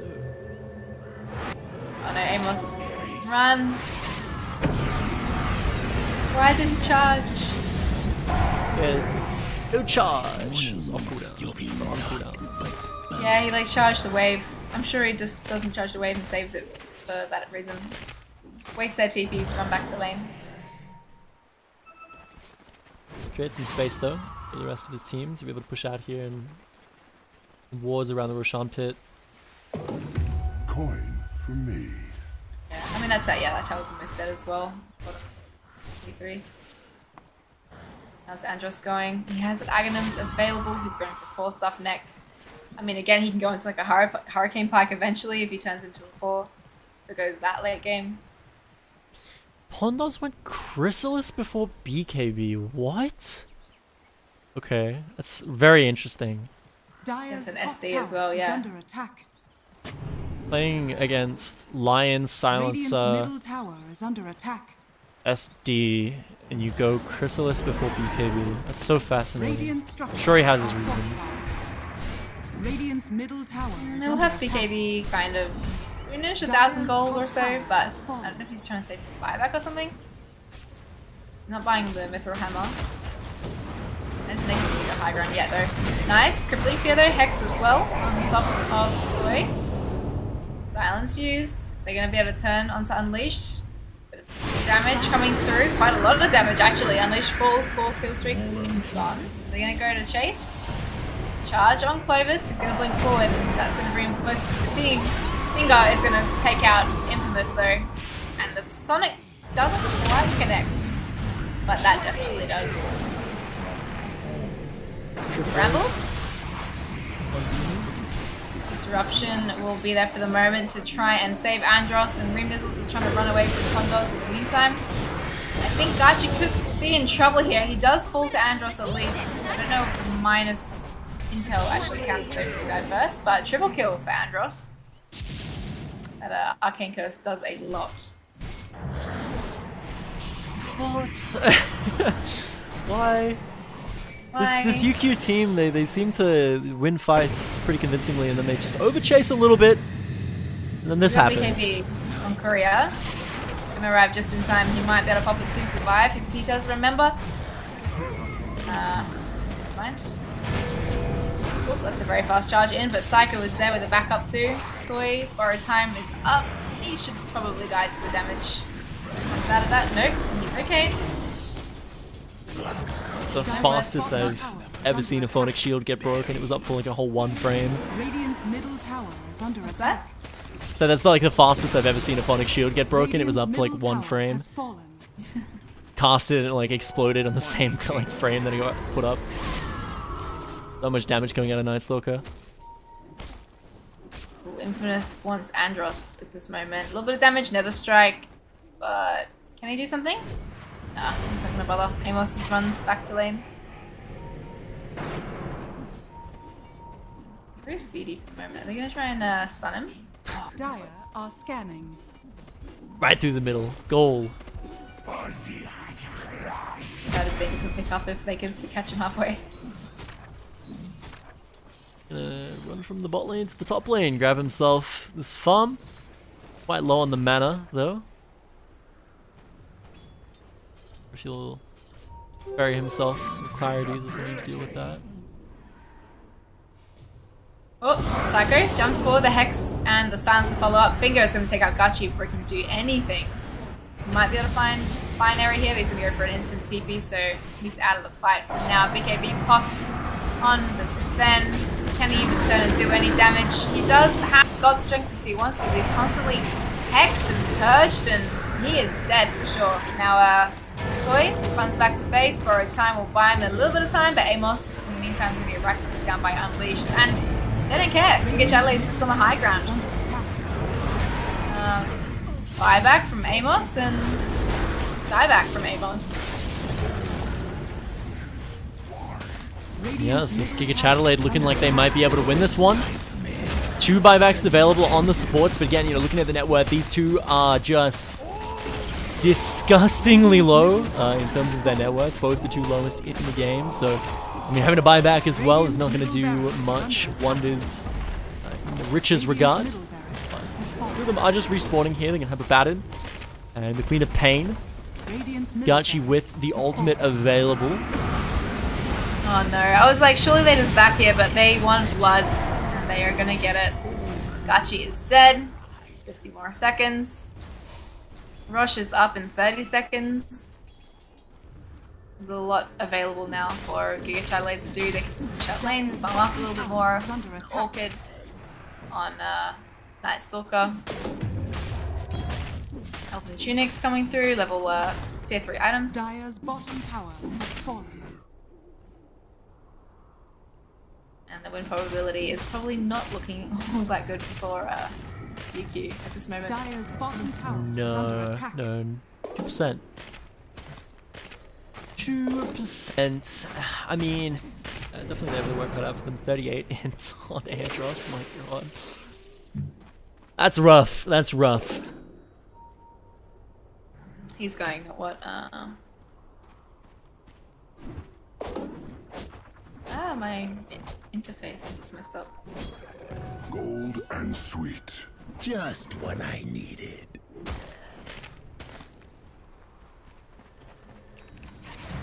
What's he going? He's going Shivas or something like that? No, he's not. X. A little bit more intel for him. Yeah, it's going to become a bit of a core silencer, I think, soon. Or a very high utility support. Yeah, I mean, he's just farming up to be very annoying, to say the least. He already has so much int. These Radiant are scared. Laves are going to be doing so much damage. But no Roshan available just yet. Interesting why they popped scan. It could have been up. I was wrong before 30, but they've just seen Psycho's courier. There's a double smoke happening and they know exactly where the enemy team are. About to come up into the high ground though. Andros might just pop the smoke. He does indeed. He's going to chuck it out and force up away from him. He's safe, but Amos and Gachi are going to sort out the silencer as fast as they can. A little bit of fear. Sonic Wave going to clear up Unleashed as well. And Nether Strike finds Room Nizzle. He's been locked up. He's been bashed up, and Psycho's just going to TP away ASAP. This is massive. They have about a minute on death timers. They win a fight while so far behind. We can look at the win probability just shot up to a whole 7% from 2. They're really in the driver's seat now, but I imagine that will adjust. Obviously, you have like 53 seconds on Reem. You have about 50 seconds on the respawn of Roshan. You can do the math there. That is going to be very, very good for the UQ Ultimate Chad lineup. They're probably going to be able to pressure this and set it up. And you can see Soy walking into the pit there doing just that. Going to be popping the sentries down, dewarding it, making sure that they're going to be able to walk in here for free. If UQ are able to get this Roshan, that's definitely their ticket back into the game. If they are going to let the enemy team respawn here and not take it and allow them to get pushed in by the GIGACHADELAIDE lineup and then have them take it, then, I mean, definitely not Especially, great. Sven DD right now. They might want to see something happen. He's got Crystallis, he's got Mom, he's going to go Daedalus next as well. They just need to find a charge on someone in the mid lane. I'm going to push this tower. 7-second BKB as well. Sven, very scary when he has BKB on. Not so scary when he doesn't have BKB on, but Amos going heavy. Amos went for the charge then, kind of got redirected in an odd position. Unleash, BKB, Pond does BKB as well, jumps on top of Bear. Clovis has to pop the enrage now and turn around, but the global silence is there and it looks like, yep, that is a dead Pondos for sure. Got kited left, right and center. Soy needs that being chased in the back lines. They should pick up coded binary here as well as Soy. Yes, they do. Andros still alive for the moment. He wants to kill Gachi. Psycho is there. Gachi hung around just a little bit too long then. I'm not sure what that was about. Yeah, and again, the one ticket that they had back into this game is immediately extinguished. You know, win probability down yet again to 5%. If they're able to get that Roshan, you know, we saw, you know, the Ursa even blinked in and respected that they could be doing it, you know, and was maybe surprised that they weren't, because it was, again, their one avenue back into this game, the potential to take this Roshan, and then all of a sudden you have Aegis when you're defending the high ground. It suddenly makes their push way harder because they have to kill one of you twice. But instead, they're just going to wait. They're going to do nothing. They're going to let everyone respawn. They're not going to take advantage of that one team fight much at all. They then let everyone respawn. They lose the ensuing team fight from GIGACHADELAIDE now that they've had, the chance to reset, everyone buy their items. And then now Clovis is going to grab himself an Aegis, and now this is going to make their push much easier. So a little bit of inaction on the side of UQ Ultimate Chads, and it's going to make their game way harder. It is indeed. Just to note, I think the shard went over to Psycho then as well. Mad Rain. Ursa already has that shard for Earthshock. Or maybe it was the other way around. Maybe Ursa got the shard and Psycho already had. Either way, they both have one. Yeah, so one thing that's actually not being picked up too much in the AEL meta that I've noticed compared to TI is in TI, the aim of the game is just the ability to stun someone in BKB.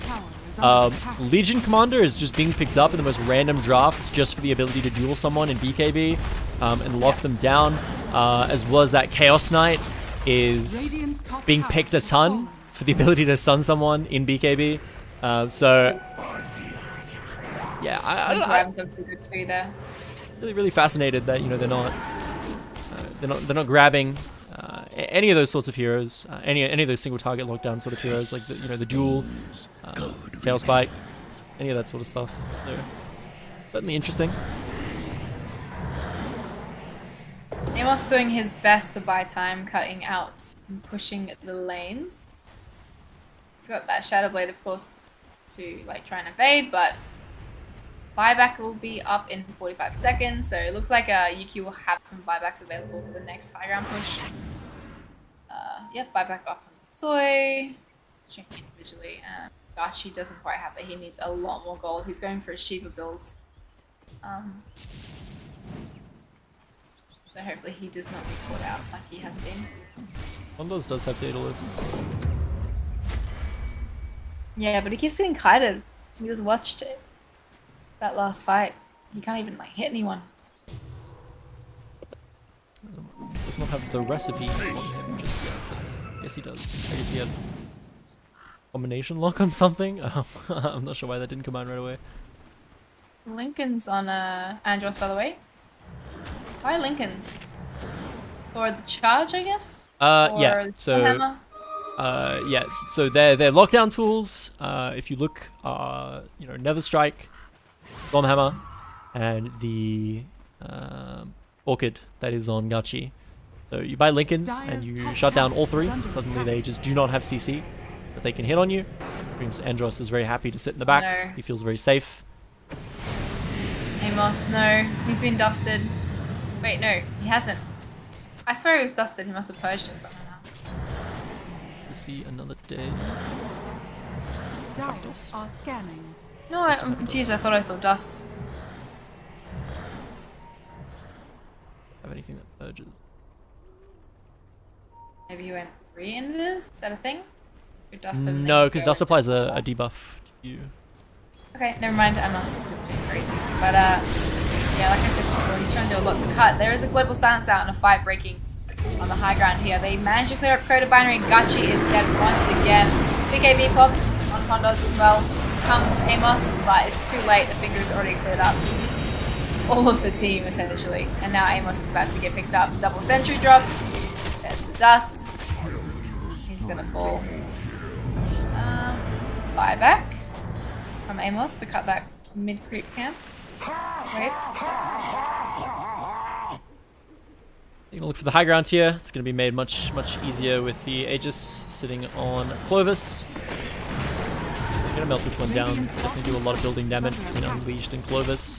But yeah, no, it's just very hard to fight into them. Again, you're kind of relying on this Quap to pop off, but Quap's just not able to. You look at the scoreboard 6 and 7 on this Quap, very unimpressive.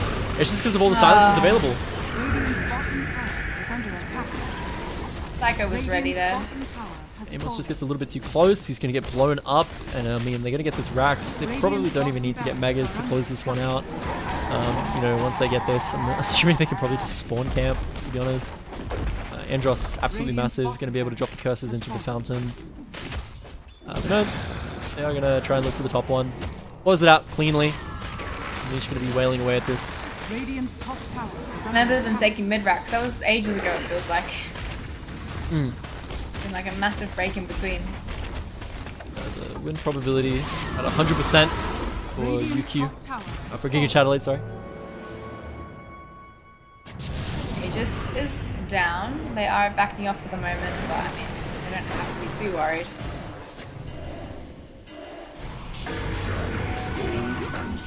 Do they want something here? Coded Binary wants to try and pick up on Reamnizzle. But he's going to get Earth Spiked up as well. Crippling Fear Finger to clear him up. Silence, is it going to be enough? I don't think so. Reamnizzle able to survive. And nah, Clovis is coming through. Right click. 1, 2, 3. Actually, Reamnizzle does fall eventually, but Gachi now. Lincoln buys him some time. He's able to blink out, but Unleash to stay with his own blink. GG Colds. And there it is. GIGACHADELAIDE going to be the ones to take this one all the way to the upper bracket finals. Well played indeed to both teams. There's certainly 3 very close games, but in the end, you know, GIGACHADELAIDE dropping first game and coming back to take it back to back, and seemingly off the back of this somewhat unorthodox Shadow Demon position 2. Certainly Reamnizzle proving himself to be a player with a very deep pockets to him, able to you know, reach deep into the bag and pull out exactly the pick to take them all the way to the grand finals. But either way, you know, unfortunately, this is going to end our Chad matchup of between Ultimate Chads and GIGACHADELAIDE, but it does mean that we're going to have 1 Chad in the grand finals, and maybe even 2 if UQ Ultimate Chads can make their way through the losers bracket, which I'll just have a quick look at now and let you know exactly what they're going to be going up against here if they make it. So it looks like GIGACHADELAIDE dropping this game are going to be in round 4 of the losers bracket in losers bracket finals, and they are going to be playing against the winner of Lunimelb and UOW Esports, who are the previous 2021 Season 1 Grand Champions. So definitely some feisty competition in the losers bracket for them to get through if they want to have the rematch against GIGACHADELAIDE. But you're just going to have to stay tuned if you want to see that one played. But Wombat, this was your first day for AEL Dota joining us. What was your impression with the game we just saw? Yeah, it's been super fun. I like seeing all of the familiar names, as I said, in the league. I'd like to see maybe a little bit more direction. We felt a couple of times with the fights like we didn't know what was going on, but hopefully I'd like to see UQ versus GIGACHAD again. The Chads reunite maybe in the grand finals. But what do you reckon? Like, I'm really new to the league. I've only just kind of joined in. Who do you want to see in the grand finals versus GIGACHADELAIDE? I mean, there's a lot of good stories here. You know, UQ Ultimate Chads, it's always nice to see, winner finals in the upper bracket. You know, you do see UQ Ultimate Chads get knocked out, and then, you know, they take it all the way back to grand finals and get that redemption victory to win the whole thing. That's always a lovely story to see. But at the same time, you know, you got that other story in the lower bracket that's rivaling itself up.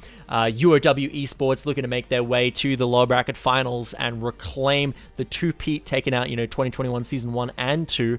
But as well as that, you've also got Lunimelb down there who are having to play against the previous grand champions. They're a team that kind of, Lunimelb didn't have the best performance in their group, and certainly are the dark horse who have, made their way consistently through this bracket quite surprisingly.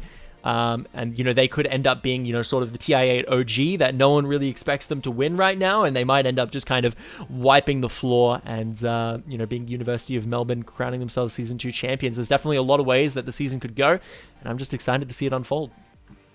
Me too, definitely. Do you know when's the next game going to be happening? The lower bracket finals? No, it's kind of based on when the teams decide to schedule their matches. But definitely, folks, if you want to find out when the next lower bracket match is being held, make sure that you're following at AU Esports League on Facebook, Twitter, and YouTube, as well as AEL Uni and AEL Uni 2 over on twitch.tv to catch all the games live as they happen, and support your boys, support your university, and support the lovely games that we've got going on in the Australian Esports University League.